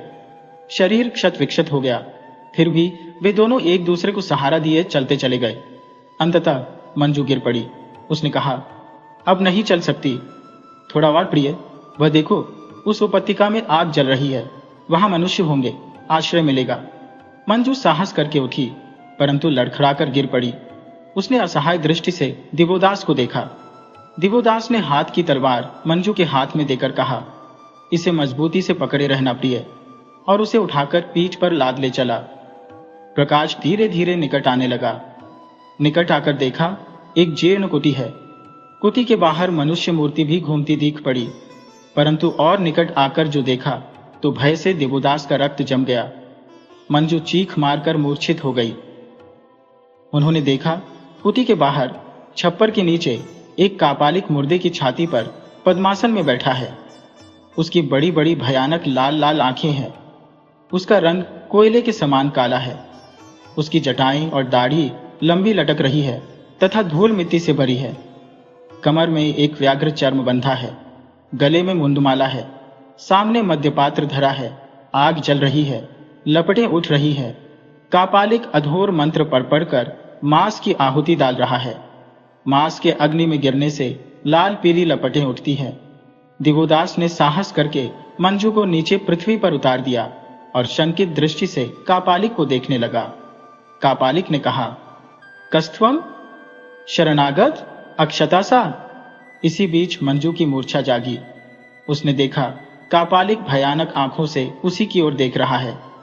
वह चीख मारकर दिवोदास से लिपट गई। कापालिक ने अट्टहास करके कहा, माँ भय, बाले, और फिर पुकारा, शार्म गरव, शार्म गरव। एक नन्न धड़ंग काला बलिष्ठ युवक लंगोटी कसे, गले में जनेऊ पहने, सिर मुड़ा हुआ, हाथ में भारी खड्ग लिए आ खड़ा हुआ। उसने सिर झुकाकर कहा, आज्ञा प्रभु, इन्हें महामाया के पास ले जाकर प्रसाद दे, हम मंत्र सिद्ध करके आते हैं। शार्मगरव ने खोखली वाणी से कहा, चलो। दिवोदास चुपचाप उसके पीछे पीछे चल दिया। मंजू उससे चिपककर साथ साथ चली। मंदिर बहुत जीर्ण और गंदा था। उसमें विशालाकार महामाया की काले पत्थर की नग्न मूर्ति थी, जो महादेव के शव पर खड़ी थी। हाथ में खांदा, लाल जीभ बाहर निकली थी। आठों भुजाओं में शस्त्र, गले में मुंडमाल सम्मुख पात्रों में रक्त पुष्प तथा मध्य से भरे घड़े धरे थे। एक पात्र में रक्त भरा था, सामने बलिदान का खंबा था, पास ही एक खांडा भी रखा था। दोनों ने देखा, वहां शार्ंगरव के समान ही 4 और दैत्य उसी वेश में खड़े हैं। मूर्ति के सम्मुख पहुंच शार्ंगरव ने कर्कश स्वर में कहा, अरे मूढ़, महामाया को प्रणिपात कर। दिवोदास ने देवी को प्रणाम किया। मंजू ने भी वैसा ही किया। एक यमदूत ने तब बड़ा सा पात्र दिवोदास के होठों से लगाते हुए कहा, पी जा अधर्मी, महामाया का प्रसाद है। मैं मद्य नहीं पीता। अरे अधर्मी, यह मद्य नहीं है, देवी का प्रसाद है, पी। 2 यमदूतों ने जबरदस्ती वह सारा मद्य दिवोदास के पेट में उड़ेल दिया। भय से अभिभूत हो मंजू ने भी मद्य पी ली। तब उन यमदूतों ने उन दोनों को बलियूद से कसकर बांध दिया। फिर बड़बड़ाकर मंत्र पाठ करने लगे। मंजू ने लड़खड़ाती वाणी से कहा, प्यारे, मेरे कारण तुम्हें यह दिन देखना पड़ा। प्यारी, इस प्रकार मरने में मुझे कोई दुख नहीं, परंतु स्वामी, हम फिर मिलेंगे, जन्म जन्म में हम मिलेंगे, प्रिय प्राणादि के। इसी समय कापालिक ने आकर कहा, प्राणियों, आज तुम्हारा अहोभाग्य है, तुम्हारा शरीर देवार्पण होता है। उसने रक्त से भरा पात्र उठाकर थोड़ा रक्त उनके मस्तक पर छिड़का, फिर उनके माथे पर रक्त का टीका लगाया।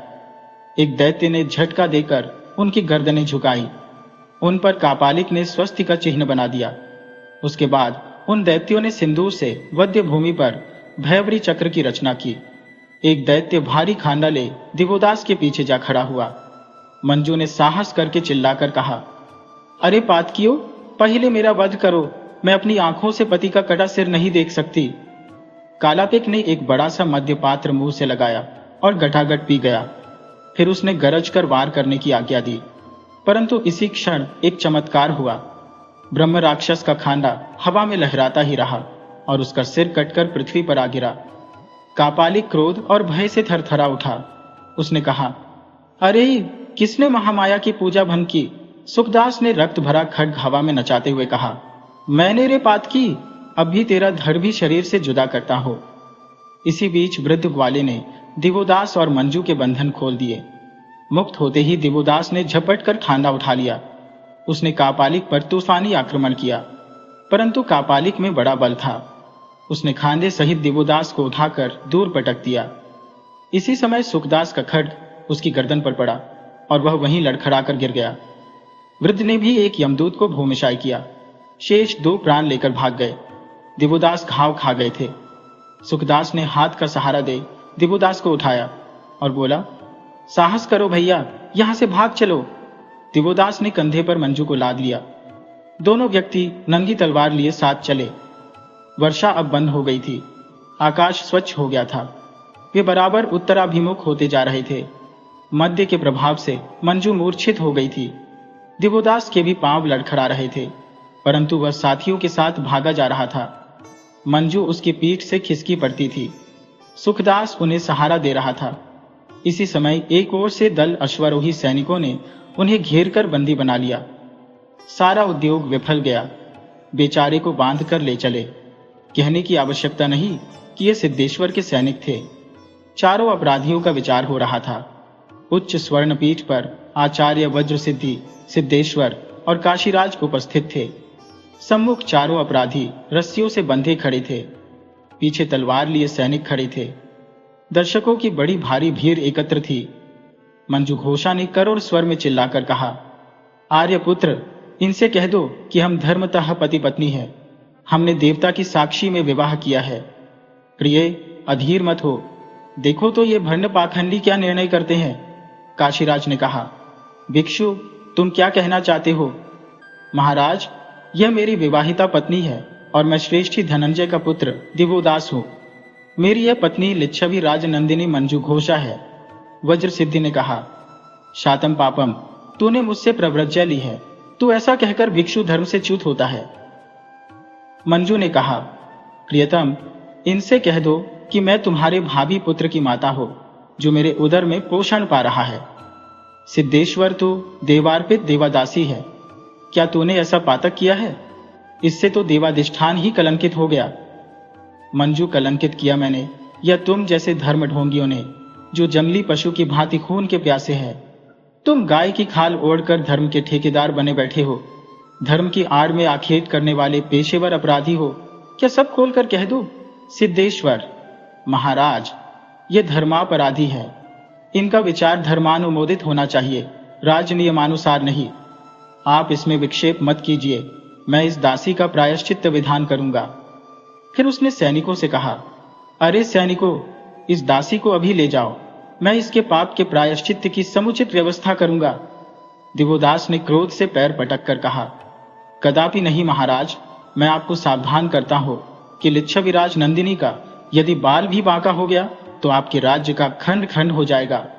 काशीराज युवक, तुम बड़े उद्दत्त प्रतीत होते हो। काशीराज की मर्यादा को यदि तुम नहीं जानते तो चुप रहो। फिर उन्होंने वज्र सिद्धि की ओर दृष्टि करके कहा, आचार्य, आपके भिक्षु ऐसा ही विनय सीखते हैं? वज्र सिद्धि ने कहा, महाराज, मैं उसका धर्मानुशासन करूंगा। अरे भिक्षुओं, उस उन्मत्त भिक्षु को ले जाओ। फिर उसने काशीराज से कहा, महाराज, अब आप यज्ञ संपूर्ण कीजिए, कामना करता हो कि उसमें बाधा न उपस्थित हो। दिवोदास को भिक्षुगण बांधकर एक ओर तथा मंजू को सैनिक दूसरी ओर ले चले। मंजू ने कहा, प्राणनाथ, नदी तीर की वह प्रतिज्ञा याद रखना। दिवोदास ने कहा, उसे जीते जी नहीं भूलूंगा। तुम्हें आना होगा, कहो आओगे? आऊंगा प्रिय, आऊंगा, तो मैं तुम्हारी प्रतीक्षा करूंगी। मैं प्राणों पर खेल कर भी आऊंगा। दोनों को दो भिन्न भिन्न दिशाओं में खींच कर ले जाया गया। सुखदास और वृद्ध ग्वाला रह गए। सुखदास ने कहा, मैं भी भिक्षु हूं, मेरा धर्मानुशासन आचार्य करेंगे। आचार्य ने कहा, इन दोनों अपराधियों को भी महाराज मेरे ही सुपुर्द कर दें। काशीराज ने स्वीकार किया। आचार्य उठकर चल दिए। आवास पर आने पर सुखानंद ने कहा, मैं एक आवश्यक निवेदन एकांत में करना चाहता हूं। आचार्य ने एकांत में ले जाकर कहा, क्या करना चाहते हो तुम? आचार्य, मैं निरपराध हूं और यह वृद्ध भी। तू निरपराध कैसे है? आचार्य के विरुद्ध सिद्धेश्वर महाराज ने जो षड्यंत्र रचा था, मैं उसी की छानबीन कर रहा था। आचार्य, मुझे अपना कार्य करने दीजिए। कौन सा कार्य? आचार्य, उस देवदासी को यहां से ले जाना चाहते हैं ना?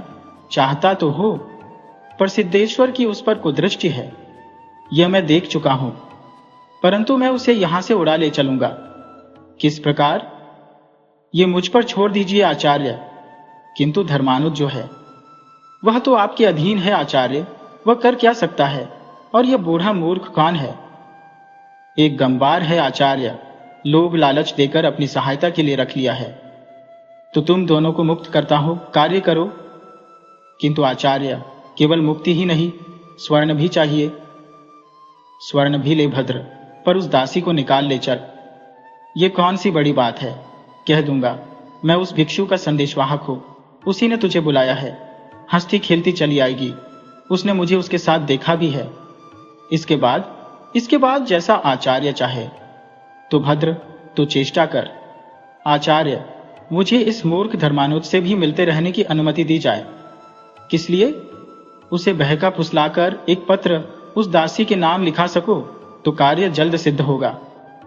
तो तुझे स्वतंत्रता है। आचार्य, फिर तो काम सिद्ध हुआ रखा है। वह सिर हिलाता हुआ वृद्ध चरवाहे के साथ एक ओर को रवाना हो गया। कई मास तक काशीराज का यज्ञानुष्ठान चलता रहा। इस बीच मंजू और देवी सुनैना अंधकूप में पड़ी रही।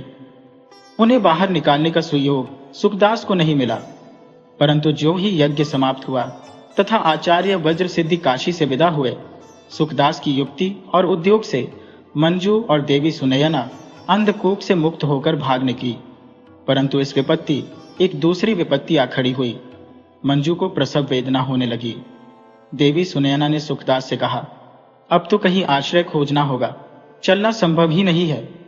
निरुपाय मंजू को एक वृक्ष के नीचे आश्रय दे सुखदास और वृद्ध चरवाहा दोनों ही आहार और आश्रय की खोज में निकले। परंतु इस बीच ही में मंजू शिशु प्रसव करके मूर्छित हो गई। यह दशा देख देवी सुनयना घबरा गई। उन्होंने साहस करके शिशु की परिचर्या की तथा मंजू की जो भी संभव शुश्रूषा हो सकती थी करने लगी। मंजू की दशा बहुत खराब हो रही थी। थकान, भूख और शोक से वह पल्ले ही जर्जर हो चुकी थी। अब इतना रक्त निकल जाने से उसके मुंह पर जीवन का चिन्ह ही न रहा। सुनयना यह देख डर गई। उसने यत्न से उसकी मूर्छा दूर की। होश में आकर मंजू एक तक मां का मुंह देखने लगी, फिर बोली, मां, अब उनके दर्शन तो ना हो सकेंगे? क्यों नहीं बेटी, उन्होंने कहा था जब पुत्र का जन्म होगा मैं आऊंगा। कुछ रुककर पुनः बोली, पर उनके आने के पहले तो हम ही वहां चल रहे हैं। नहीं जानती मां मैं कहां जा रही हूं, किंतु मेरा एक अनुरोध रखो मां। कह बेटी, यदि मेरी मृत्यु हो जाए और वे ना आए तो जैसे बने बच्चे को उनके पास अवश्य पहुंचा देना, और यह संदेश भी कि तुम्हारे आने की आशा में मंजू अब तक जीवित रही। तुम्हारे निराश प्रेम का फल तुम्हारे लिए छोड़ गई। बेटी, इतना धीरज न छोड़ो। मां, कदाचित यह अस्तगत सूर्य की स्वर्ण किरण मेरी मुक्ति का संदेश लाई है। अरे बेटी, ऐसी अशुभ बात मत कहो। तुम फलो फूलो और मैं इन आंखों से तुम्हें देखो, इसलिए न मैंने अब तक अपने जीवन का भार ढोया है। मां, मैं बहुत जी चुकी, बहुत फली फूली, और मैंने संसार को अच्छी तरह देखभाल लिया। मेरा जीवन उस फूल की भांति रहा जो सूर्य की किरणों को छूकर खिल उठा और उसी के तेज में झुलस कर सूख गया। सुनैना रोने लगी। मंजू ने कहा, मां, दुखी न हो, इस फूल की पंखुड़ियां झड़ जाएंगी और झंझवायु उन्हें उड़ाकर कहां की कहां ले जाएगी। सूर्य आज भी अस्त हो गया। वे न आए न आए, अंधकार बढ़ा चला आ रहा है। यह जैसे मेरे जीवन पर पर्दा डाल देगा। कदाचित मेरे जीवन दीपक के बुझने का समय आ गया। वह मूर्छित होकर निर्बल हो गई। सुनैना ने घबरा कर कहा, मंजू, आंखें खोलो बेटी, इस फूल से सुकुमार बच्चे को देखो। मंजू ने आंखें खोलकर टूटे फूटे स्वर में कहा, नहीं आए, इस अपने नन्हे को देखने भी नहीं आए। कैसा प्यारा है नन्हा, आनंद की स्थायी मूर्ति। मां, उसे मेरे और पास लाओ। वह तो तुम्हारे पास ही है बेटी। और पास और पास और वह बेसुध हो गई। फिर उसने आंख खोलकर बच्चे को देखकर कहा, वैसे ही आंखें हैं, वैसे ही होठ। उसने बच्चे का मुंह चूम लिया और हृदय से लगा लिया। इसके बाद ही उसकी आंखें पतरा गई और चेहरा सफेद हो गया। श्वास की गति भी रुक गई। सुनैना देवी धाड़ मारकर रो उठी। उन्होंने कहा, मेरी बेटी, तू तो बीच मार्ग में ही चली, मेरी सारी तपस्या विफल हो गई। परंतु देवी सुनैना को इस विपत्काल में रोकर जी हल्का करने का अवसर भी न मिला। उन्हें निकट ही अश्वारोहियों के आने का शब्द सुनाई दिया। अब वे क्या करें? उनका ध्यान बच्चे पर गया। उसे उठाकर उन्होंने अपनी छाती से लगा लिया। एक बार उन्होंने मंजू के निमीलित नेत्रों की ओर देखा। घोड़ों की पध्वनि निकट आ रही थी। उन्हें मंजू का अनुरोध याद आया और हृदय में साहस कर उन्होंने अपना संकल्प स्थिर किया। उन्होंने कहा, विदा बेटी, तुझे मैं माता वसुंधरा को सौंपती हूँ और तेरा अनुरोध पालन करने जा रही हूँ। उन्होंने वस्त्र से मंजू का मुंह ढांप दिया और बालक को छाती से लगाकर एक ओर चलकर अंधकार में विलीन हो गई। दिवोदास को संघाराम के गुप्त बंदी गृह में लाकर रखा गया। उस बंदी गृह में ऊपर छत के पास केवल एक छेद था, जिसके द्वारा भोजन और जल बंदी को पहुंचा दिया जाता था। उसी छेद द्वारा चंद्रमा की उज्ज्वल किरणें बंदी गृह में आ रही थी। उसी को देखकर दिवोदास कह रहा था, कैसी प्यारी है यह चंद्र किरण, प्यारी की मुस्कान की भांति उज्ज्वल और शीतल। उसने पृथ्वी पर झुककर वह स्थल चूम लिया। बाहर चांदनी छिटक रही होगी, रात दूध में नहा रही होगी, परंतु मेरा हृदय इस बंदीगृह के समान अंधकार से परिपूर्ण है। वह दोनों हाथों से सिर थाम कर बैठ गया। इसी समय एक खटका सुनकर वह चौंक उठा। बंदी गृह का द्वार खोलकर पहरेदार ने आकर कहा, ये स्त्री तुमसे मिलना चाहती है, परंतु जल्दी करना। भंते, मैं अधिक प्रतीक्षा नहीं करूंगा। काले वस्त्रों में आवेष्टित एक स्त्री उसके पीछे थी। उसे भीतर करके प्रहरी ने बंदी गृह का द्वार बंद कर लिया। दिवोदास ने कहा, कौन है? यह अभागिनी सुनयना है। मां, तुम आई हो? बड़ी कठिनाई से आप आई हो दिवोदास। तुम ना आ सके ना? न आ सका, किंतु मेरा पुत्र प्रसव हुआ, किंतु तुम झूठे हुए बेटे। हाँ मां, मंजू से कहो वह मुझे दंड दे। उसने दंड दे दिया बच्चे। तो मां, मैं हंसकर सह लूंगा। कहो क्या दंड दिया है? सह न सकोगे? ऐसा दंड है? हाँ पुत्र। नहीं, ऐसा हो नहीं सकता। मंजू मुझे दंड दे और मैं सह न सकूं, सहकर हंस न सकूं, तो मेरे प्यार पर भारी कलंक होगा मां। कैसे कहूं? कहो मां। सुन न सकोगे? कहो कहो। उसने अपने प्राण दे दिए। दिवोदास ने पागल की भांति चीत्कार किया। हाँ पुत्र, हम बंदी गृह से मुक्त होकर भागे जा रहे थे। मार्ग ही में उसने एक वृक्ष के नीचे पुत्र को जन्म दिया और फिर मुझसे एक अनुरोध करके वह विदा हुई। क्या अनुरोध था मां? यही कि यदि मेरी मृत्यु हो जाए तो मेरे पुत्र को उन तक पहुंचा देना। तो मेरा पुत्र, वह मैंने खो दिया। राह में मैं भूख और प्यास से जर्जर होश हो गई। जब आंख खुली तो शिशु न था। कौन जाने उसे कोई वन पशु उठा ले गया था। सुनयना आगे कुछ न कहकर फूट फूट कर रो उठी। मेरे पुत्र को तुमने खो दिया मां, और उसने प्राण दे दिए। हो हुआ। दिवोदास अट्टहास करके हंसने लगा। हाँ, प्राण दे दिए, खो दिया। उसने फिर अट्टहास किया और काष्ठ के कुंदे की भांति अचेत होकर भूमि पर गिर गया। इसी समय प्रहरी ने भीतर आकर कहा, बस अब समय हो गया, बाहर आओ। देवी सुनयना संज्ञाहीन सी बाहर आई और एक वृक्ष के नीचे भूमि पर पड़ गई। दिवोदास पागल हो गया है। ये संदेश पाकर आचार्य ने उसे बंदी गृह से मुक्त कर दिया। अब वह निरीह भाव से संघाराम में घूमने लगा। कोई उससे घृणा करता, कोई उस पर दया करता। उसके वस्त्र और शरीर गंदे और मलिन हो गए थे। दाढ़ी बढ़कर उलझ गई थी। भिक्षु उसकी खिल्ली उड़ाते थे, कुछ उसे चिढ़ा देते थे, परंतु दिवोदास इन सब बातों पर ध्यान ही नहीं देता था। वह जैसे किसी अतीत काल में जीवित रह रहा था। दिवोदास अति उदास, गहरी चिंता में पागल जैसा एक शिलाखंड पर बैठा था। वह कभी हंसता, कभी गुनगुनाता था। उसके हाथ में एक गेरू का टुकड़ा था। उसे वह जल्दी जल्दी मंजू घोषा का चेहरा बना रहा था। चेहरा बनाकर हंसता था, उसे प्यार करता था, उससे बातें करता था। एक वृक्ष को लक्ष्य करके उन्मत्त भाव से देखता था। वहां उस वृक्ष में उसे मंजू घोषा दृष्टि पड़ रही थी। दिवोदास हाथ फैलाकर दीन भाव से बोल उठा, आओ देखो प्यारी, आओ, मुझे क्षमा करो, मैं नहीं आ सका। उसने देखा, मूर्ति मुस्कुराने लगी।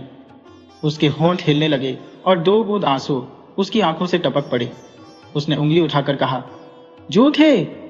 पागल दिवोदास उससे लिपटने को दौड़ा और टकराकर गिर पड़ा। मूर्ति गायब हो गई। उसने उठकर कहा, झूठा, सचमुच मैं झूठा हूं। उसने सामने एक शिलाखंड की ओर देखा। वहां मंजू बैठी मुस्कुरा रही थी। वह दौड़ा।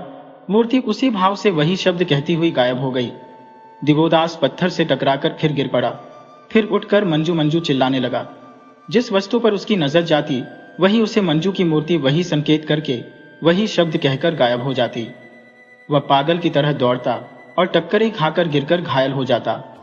वह क्षत विक्षत और जर्जर हो गया। उसी समय आचार्य वज्रसिद्धि उसके निकट आए। वज्रसिद्धि कुछ देर उसकी दुर्दशा देख बोले, पुत्र, ये तुम क्या कर रहे हो? दिवोदास ने आंखें फाड़कर बड़ी देर तक वज्रसिद्धि को देखा और वज्रसिद्धि के निकट आकर कहा, प्रिय मंजू, क्या तुमने मुझे क्षमा कर दिया? और वह वज्रसिद्धि से लिपट गया। वज्रसिद्धि ने उसे पीछे धकेल कर कहा, भिक्षु सावधान, देखो मैं संघस्थ वीर आचार्य वज्रसिद्धि हो।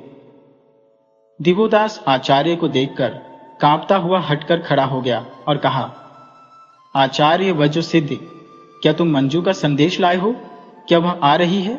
भिक्षु, तुम पागल हो गए हो। पागल, प्रेम का पागल, मैं पागल हो गया हूं। कठोर वाणी से, मेरे साथ आओ। क्या तुम मुझे मंजू के पास ले जा रहे हो? आओ। वज्रसिद्धि ने उसे अपने पीछे आने का संकेत किया और चल दिया। दिवोदास भी पीछे पीछे चल दिया। वह वज्रतारा के मंदिर में जा पहुंचे। वज्र सिद्धि ने वज्रतारा की प्रतिमा के आगे पहुंच दिवोदास की ओर खड़ी दृष्टि से देखा और कहा, भिक्षु, वज्रतारा को प्रणाम करो। दिवोदास ने प्रतिमा में भी मंजू की वही मूर्ति देखी और कहा, प्यारी, तुम आ गई? आओ, मैं नहीं आ सका। इससे क्या तुम नाराज हो? वह दौड़कर मूर्ति से लिपट गया। सुनो सुनो, सब सुन रहा हो। वह कुछ कह रही है, वह कुछ कहना चाहती है। वह ध्यान से फिर प्रतिमा को देखने लगा। उसे प्रतीत हुआ मंजू कुछ संकेत कर रही है। दिवोदास ने उधर हाथ फैला दिए। वज्र सिद्धि ने दिवोदास को झकझोर कर कहा, सुनो, तुम्हें वज्रतारा की मूर्ति बनानी होगी। हमें मालूम हुआ है तुम कुशल चित्रकार हो गए हो। दिवोदास ने भाव निमग्न सा होकर कहा, मैं अभी प्यारी की मूर्ति बनाता हूं। उसने झट क्षण भर में गेरू से दीवार पर मंजू की ठीक सूरत बना दी और फिर रो रो कर कहने लगा, क्षमा करो मंजू प्रिय, क्षमा करो। वज्र सिद्धि ने क्रुद्ध होकर कहा, तुम्हें वज्रतारा की मूर्ति बनानी होगी, इसके लिए 2 मास तक तुम्हें एकांत में रहना होगा। उन्होंने एक भिक्षु से कहा, गोपेश्वर, तुम इसको सब व्यवस्था समझाकर सब प्रबंध कर दो। इतना कह आचार्य चले गए। दिवोदास की छेनी खटाखट चल रही थी। भूख प्यास और शीत ताप उसे नहीं व्याप रहा था। अपने शरीर की उसे सुध नहीं थी। वह निरंतर अपना काम कर रहा था। छेनी पर हथौड़े की चोटें पड़ रही थी और शिलाखंड में से मंजू की मूर्ति विकसित होती जा रही थी। वह सर्वथा एकांत स्थल था। वहां किसी को भी आने की अनुमति न थी। वह कभी गाता, कभी गुनगुनाता, कभी हंसता और कभी रोता था। कभी करुण स्वर में क्षमा मांगता, कभी मूर्ति से लिपट जाता।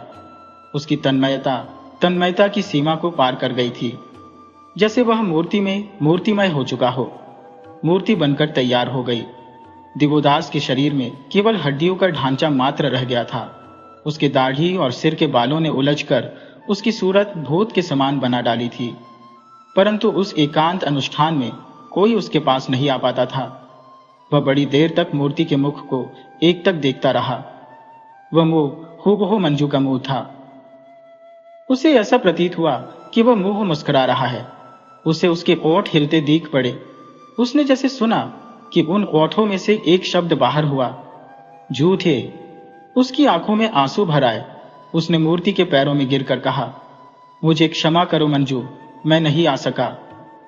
पर तुमने मेरा पुत्र भी तो खो दिया। दिवोदास कोप कर धरती पर गिर पड़ा और अंत में द्वार तोड़ चिल्लाता हुआ गहन वन में भाग गया। वज्रतारा पूजा महोत्सव पर्व था। सहस्रों भिक्षु एकत्रित थे। संघाराम विविध भांति सजाया गया था। दूर दूर से श्रद्धालु श्रावक, गृहस्थ और श्रेष्ठ जन आए थे। बीच प्रांगण में स्वर्ण मंडित रथ था। उस पर वस्त्र में आवेष्टित वज्रतारा की मूर्ति थी। आचार्य वज्र सिद्धि बड़े व्यस्त थे। उन्होंने व्यग्र भाव से कहा, क्या अभी तक धर्मानुज का कोई पता नहीं लगा? नहीं आचार्य, चारों ओर गुप्तचर उसे खोजने गए हैं। परंतु पूजन तो नियमानुसार वही कर सकता है जिसने मूर्ति बनाई है, अतः उसका अनुसंधान करो। मुहूर्त में अब देर नहीं है। आज्ञा होने पर और भी चर भेज दिए गए। दिवोदास अति दयनीय अवस्था में भूख प्यास से व्याकुल अर्धमृत सा हो एक शिलाखंड पर अचेत पड़ा था। उसी समय चरों ने वहां पहुंचकर उसे देखा।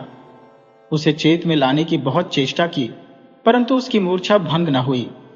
निरुपाय हो चर उसे पीठ पर लादकर संघाराम में ले आए।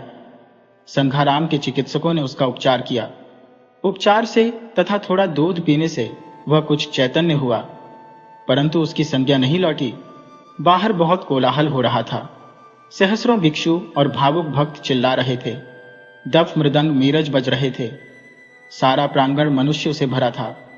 महाराज श्री गोविंद पालदेव आ चुके थे। उन्होंने अधीर होकर कहा, आचार्य, अब पूजन अनुष्ठान प्रारंभ हो।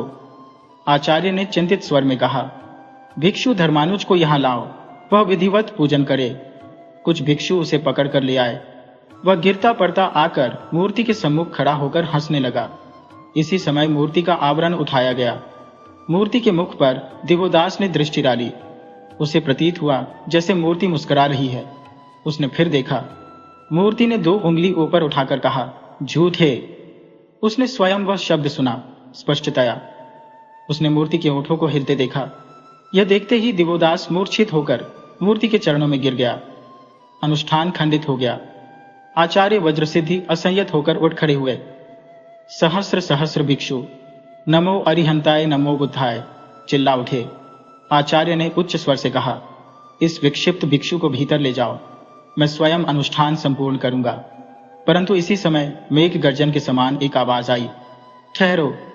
सहस्रों ने देखा, एक भव्य प्रशांत मूर्ति धीर स्थिर गति से चली आ रही है।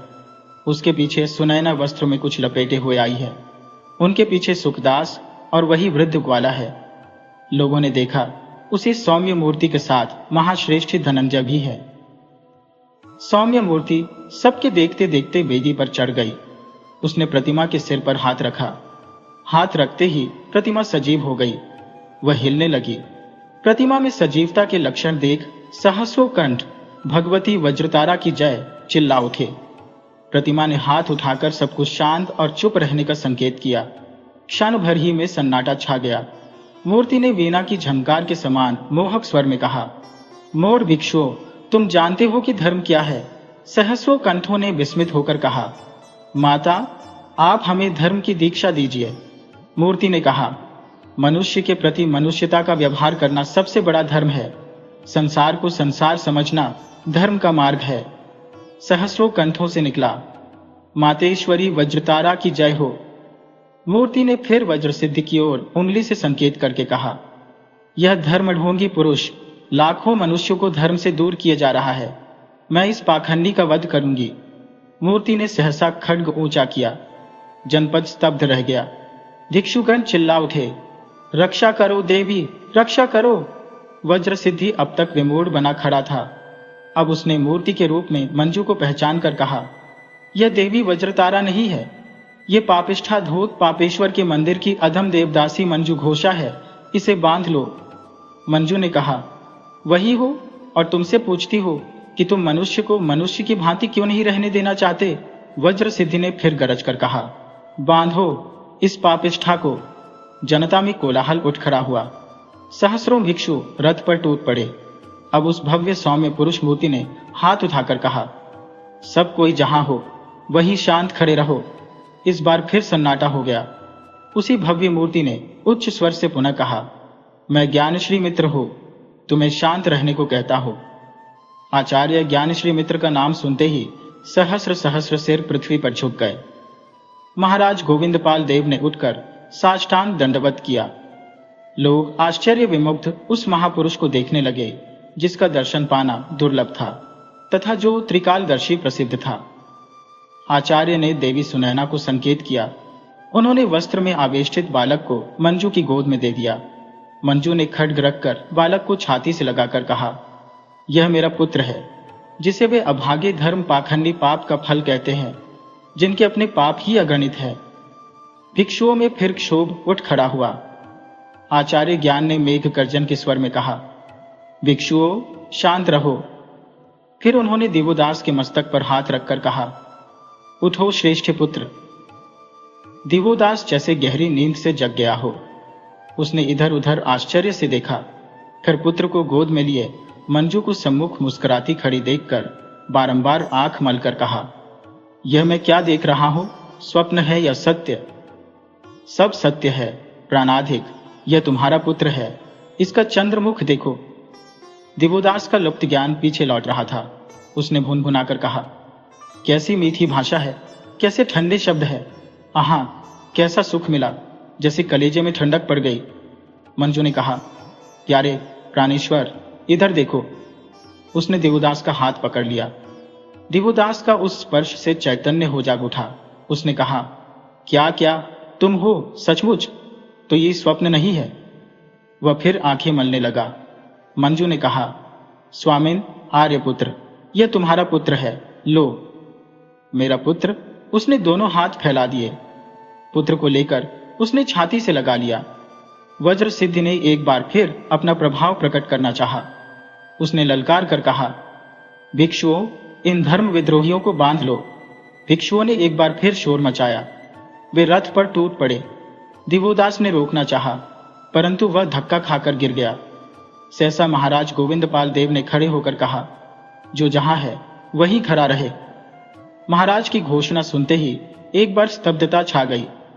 महाराज ने सेनापति को आज्ञा दी, सेनापति, इन उन्मत्त भिक्षुओं को घेर लो। क्षण भर ही में सेना ने समस्त भिक्षु मंडली को तलवारों की छाया में ले लिया। आतंकित होकर भिक्षु मंत्र पाठ भूल गए। जनता भयभीत हो भागने की जुगत सोचने लगी। वज्रसिद्धि ने क्रुद्ध होकर कहा, महाराज, यह आप अधर्म कर रहे हैं। महाराज ने कहा, मैं यह जानना चाहता हूं आचार्य, ये कैसा धर्म कार्य हो रहा है। देव, आप धर्म व्यवस्था में बाधा मत डालिए, परंतु मैं पूछता हूं कि यह कैसी धर्म व्यवस्था है। आप अपने गुरु का अपमान कर रहे हैं। मेरी बात का उत्तर दे आचार्य, क्या आपने काशीराज से मिलकर मेरे विरुद्ध षड्यंत्र नहीं किया? श्रेष्ठीराज धनंजय के धन को हड़पने के लिए उनके पुत्र को अनिच्छा से भिक्षु बनाकर उसे गुप्त यंत्रणाएं नहीं दी है? क्या आप लिच्छविराज के गुप्त धन को पाने का षड्यंत्र नहीं रच रहे हैं? देव, इन अपमानजनक प्रश्नों का मैं उत्तर नहीं दूंगा। तो आचार्य वज्रसिद्धि, इन आरोपों के आधार पर मैं आपको आचार्य पद से च्युत करता हूं और बंदी करता हूं। उन्होंने सेनापति से ललकार कहा। सेनापति इंद्रसेन, वज्राचार्य और इनके सब साथियों को अपनी रक्षा में ले लो तथा संघाराम और उसके कोष पर राज्य का पहरा बैठा दो। तुम्हारे काम में जो भी विघ्न डाले उसे बिना विलंब खड्ग से 4 टुकड़े करके संघाराम के चारों द्वारों पर फेंक दो। सेनापति ने अपनी नंगी तलवार आचार्य के कंधे पर रखी। वज्रसिद्धि ने कहा, भिक्षुओं, यह राजा पतित हो गया है, इसे अभी मार डालो। भिक्षुओं में क्षोभ उत्पन्न हुआ। सैनिक शस्त्र लेकर आगे बढ़े। अब श्री ज्ञान ने दोनों हाथ ऊंचे करके कहा, सावधान भिक्षुओं, यह श्री ज्ञान मित्र तुम्हारे सम्मुख खड़ा है। तुमने तथागत के वचनों का अनादर किया है। बंधु प्रेम के स्थान पर रक्तपात, अहिंसा के स्थान पर मांसाहार, संयम के स्थान पर व्यभिचार और त्याग के स्थान पर लोभ ग्रहण किया है, जिससे तुम्हारे चारों व्रत भंग हो गए हैं। तुमने भिक्षु वेश को कलंकित किया है और तथागत के पवित्र नाम को कलुषित किया है। मैं तुम्हें आदेश देता हूं कि अपने आचरणों को सुधारो या भिक्षु वेश त्याग दो। सहस्र सहस्र भिक्षु श्री ज्ञान के सम्मुख घुटनों के बल बैठ गए। महाराज ने कहा, भिक्षुओं, तुम्हारे अनाचार की बहुत बातें मैंने सुनी है। प्रजा तुम्हारे अत्याचारों से तंग है। तुम्हारे गुरु घंटाल का भंडाफोड़ हो गया है। मैं चाहता हूं भगवान श्री ज्ञान के आदेश का पालन करो, अपने अपने स्थान को लौट जाओ। भिक्षुओं ने एक स्वर से महाराज और ज्ञानश्री मित्र का जय जयकार किया। महाराजा ने कहा, श्रेष्ठी धनंजय, आओ अपने पुत्र पौत्र और पुत्र वधू को आशीर्वाद दो। धनंजय दौड़कर पुत्र से लिपट गया। दिवोदास ने पिता के चरणों में गिरकर अभिवादन किया। मंजू ने भी सबको प्रणाम किया और बच्चे को श्वशुर की गोद में दे दिया। महाराज ने कहा, श्रेष्ठीराज, यह सौभाग्य तुम्हें भगवान श्री ज्ञान की कृपा से मिला है। उन्होंने मंजू घोषा और उसके पुत्र की प्राण रक्षा की और बड़े कौशल से मूर्ति के स्थान पर उसे प्रकट किया। सुनयना ने करबद्ध होकर कहा, तो भगवान, आप ही मेरे बच्चे के चोर हैं। ये कार्य भी मुझ वीतराग पुरुष को करना पड़ा। जब मंजू को मैंने जंगल में असहाय वृक्ष के नीचे मूर्छितावस्था में पड़ा देखा तो उसे मैं अपने आश्रम में उठा लाया। उपचार से वह स्वस्थ हुई तो बच्चे के लिए उसने बहुत आफत मचाई। मैं जानता था कि तुम राज्य से बच्चा मुझे न दोगी। मंजू का जीवित रहना मैं तुम पर प्रकट करना नहीं चाहता था, इसी से चौर्य कार्य मुझे करना पड़ा। अब बुद्ध शरणम। भगवान, मैं तो ऐसी अंधी हो गई कि पुत्री को आरक्षित छोड़कर भाग निकली, परंतु मुझे बालक की रक्षा का विचार था। यह सब भवितव्य था जो अकस्मात हो गया। किंतु भगवान, यह मूर्ति के स्थान पर मंजू कैसे आ गई, यह हमसे पूछिए। सुखदास ने आगे बढ़कर कहा, हम लोग जब स्थान आदि की सुव्यवस्था करके वृक्ष के निकट पहुंचे तो वहां कोई न था। इससे हम बहुत व्याकुल हुए, सारा जंगल छान मारा। तब भगवान के हमें दर्शन हुए और जब मंजू को हमारी देख रेख में छोड़कर भगवान बच्चा चुराने के लिए गए तो हमने मिलकर यह योजना बना ली। फिर तो मूर्ति को अपने स्थान से हटाकर वहां मंजू को बैठा देना आसान था, परंतु चमत्कार खूब हुआ। यह कहकर सुखदास हंसने लगा। सभी लोग हंस दिए। सुखदास ने वृद्ध ग्वाले की ओर संकेत करके कहा, इन महात्मा ने प्राणपण से मंजू की सेवा करके प्राण बचाए।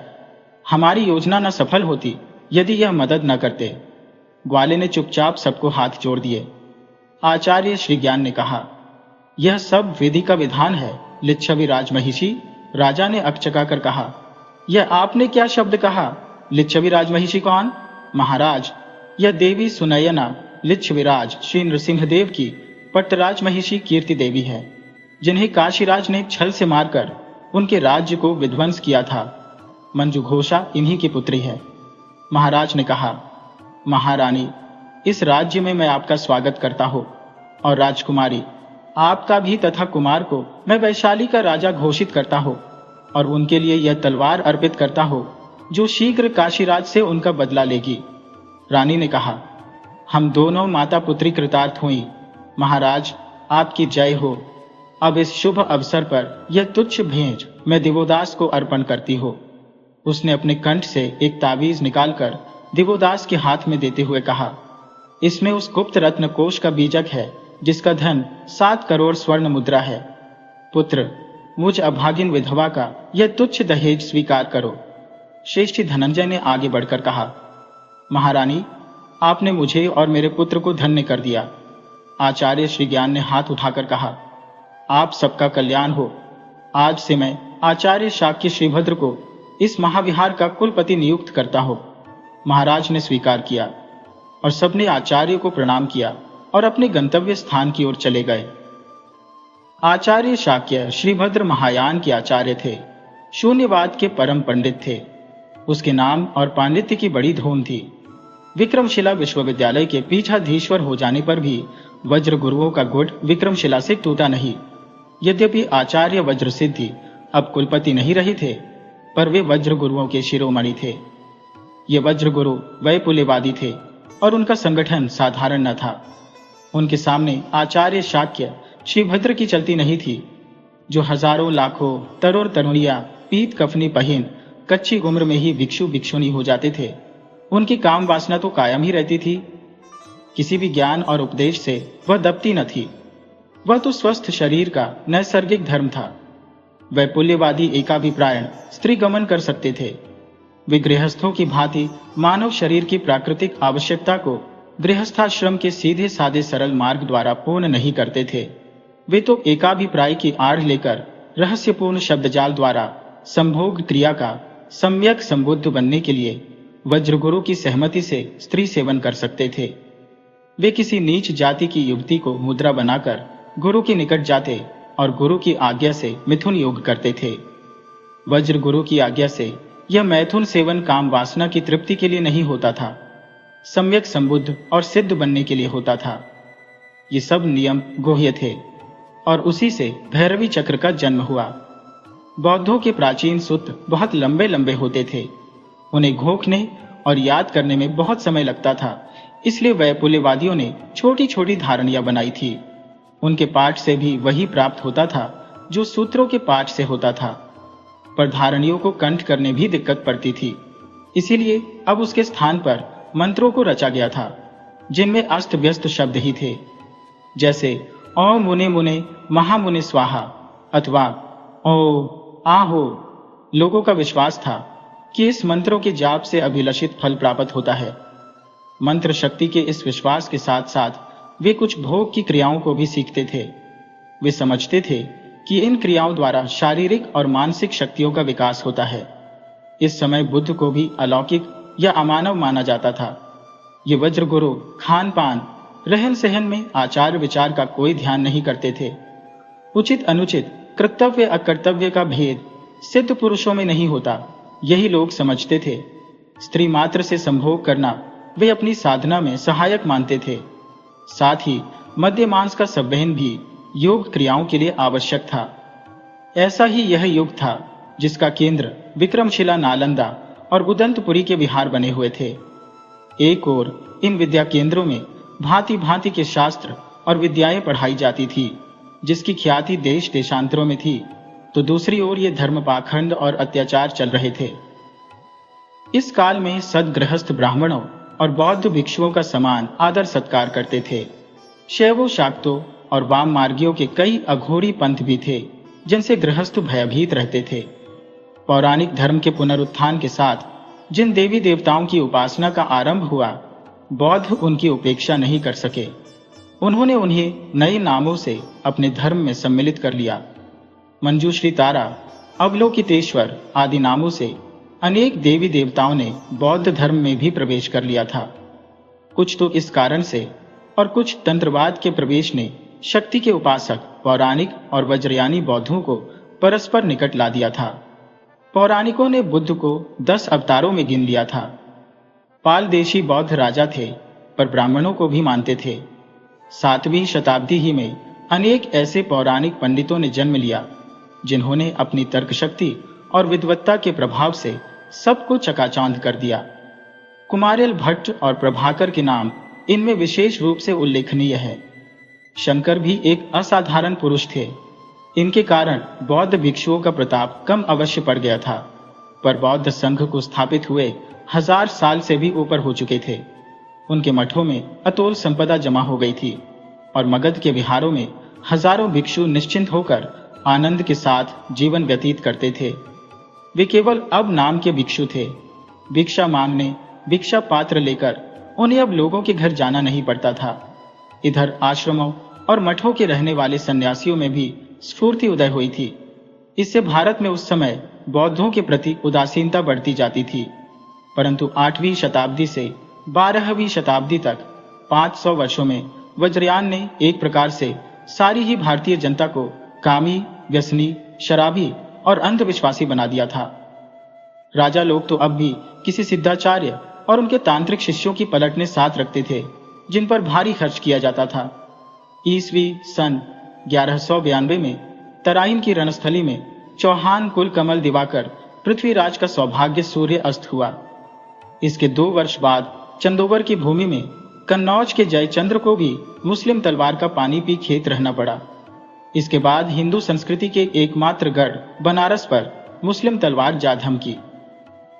इसके 3 बरस बाद ही मोहम्मद घोरी का एक गुलाम सेनानायक मोहम्मद बिन वाकुपार केवल 5000 सवार लेकर विहार में जा धमका। जहां इस समय बौद्ध विहारों और विद्या केंद्रों की भरमार थी, वहां तुर्कों ने अपने चिरशत्रु पीत कफनी पहने और सिर मुड़ाए बुद्ध परस्तों को देखा, जिनका उन्हें कटु अनुभव था। जब तुर्कों ने मध्य एशिया पर आक्रमण किए थे, तब वहां के भिक्षुओं ने उनसे कठिन लोहा लिया था। वे अपने इन चिर शत्रुओं पर टूट पड़े, जिनके धर्म की जड़ अनाचार से खोखली हो चली थी। उन्होंने गाजर मूली की भांति सबको काट डाला। एक भी घुटे सिर वाली को जीवित न छोड़ा। पालवंशी दुर्बल राजा अनायास ही परास्त हो गए। नालंदा, विक्रमशिला और उदंतपुरी के विहारों को लूटकर और जलाकर उन्होंने खाकस्याह कर दिया। वहां के दुर्लभ पुस्तकालय भी उन्होंने जलाकर भस्म के ढेर कर दिए और वहां से असंख्य धन रत्न लेकर वह आगे बढ़े। बंगाल की राजधानी नदिया में मोहम्मद ने केवल 12 सवारों के साथ प्रवेश किया। लोगों ने उन्हें घोड़ों का सौदागर समझा, पर जब उन्होंने राजद्वार पर जाकर मारकाट मचाई तो भगदड़ मच गई। बंगाल का राजा परम माहेश्वर लक्ष्मण सेन उस समय भोजन कर रहा था। वह शोर सुनकर बदहवास हो गया। उससे कुछ भी करते न बन पड़ा और महल के पिछले द्वार से निकल भागा। केवल 12 मुस्लिम तलवारों ने बंगाल को विजय कर लिया। शाक्य श्रीभद्र विक्रमशिला विश्वविद्यालय के ध्वस्त होने के बाद भागकर पूर्वी बंगाल के जगततला विहार में पहुंचे। जब वहां भी तुर्कों की तलवार गई तो वे अपने शिष्यों के साथ भागकर नेपाल चले गए। उनके आने की खबर सुनकर तिब्बत के सामंत कीर्तिध्वज ने उन्हें अपने यहां निमंत्रित किया। वहां वे बहुत वर्षों तक रहे। शाक्य श्रीभद्र की भांति अनेक बौद्ध भिक्षुओं तथा सिद्धों ने जाकर बाहर के देशों में शरण ली। इस प्रकार भारत से बौद्ध धर्म का लोप हो गया। श्रेष्ठी धनंजय का रंग महल आज फिर सज रहा था। कमरे के झरोखों से रंगीन प्रकाश छन छन कर आ रहा था। भांति भांति के फूलों के गुच्छे ताकों पर लटक रहे थे। मंजू उद्यान में लगी एक स्फटिक पीठ पर बैठी थी। सम्मुख पालने में बालक सुख से पड़ा अंगूठा चूस रहा था। दिवोदास पास खड़ा प्यासी चितवनों से बालक को देख रहा था। मंजू ने कहा, इस तरह क्या देख रहे हो प्रियतम? देख रहा हूं कि इन नन्ही नन्ही आंखों में तुम हो या मैं, और इन लाल लाल ओठों में तुम? नहीं तुम, नहीं प्रियतम, नहीं प्राण सखी। अच्छा, हम तुम दोनों। पति पत्नी खिलखिलाकर हंस पड़े। दिवोदास ने मंजू को अंक में भरकर झकझोर डाला।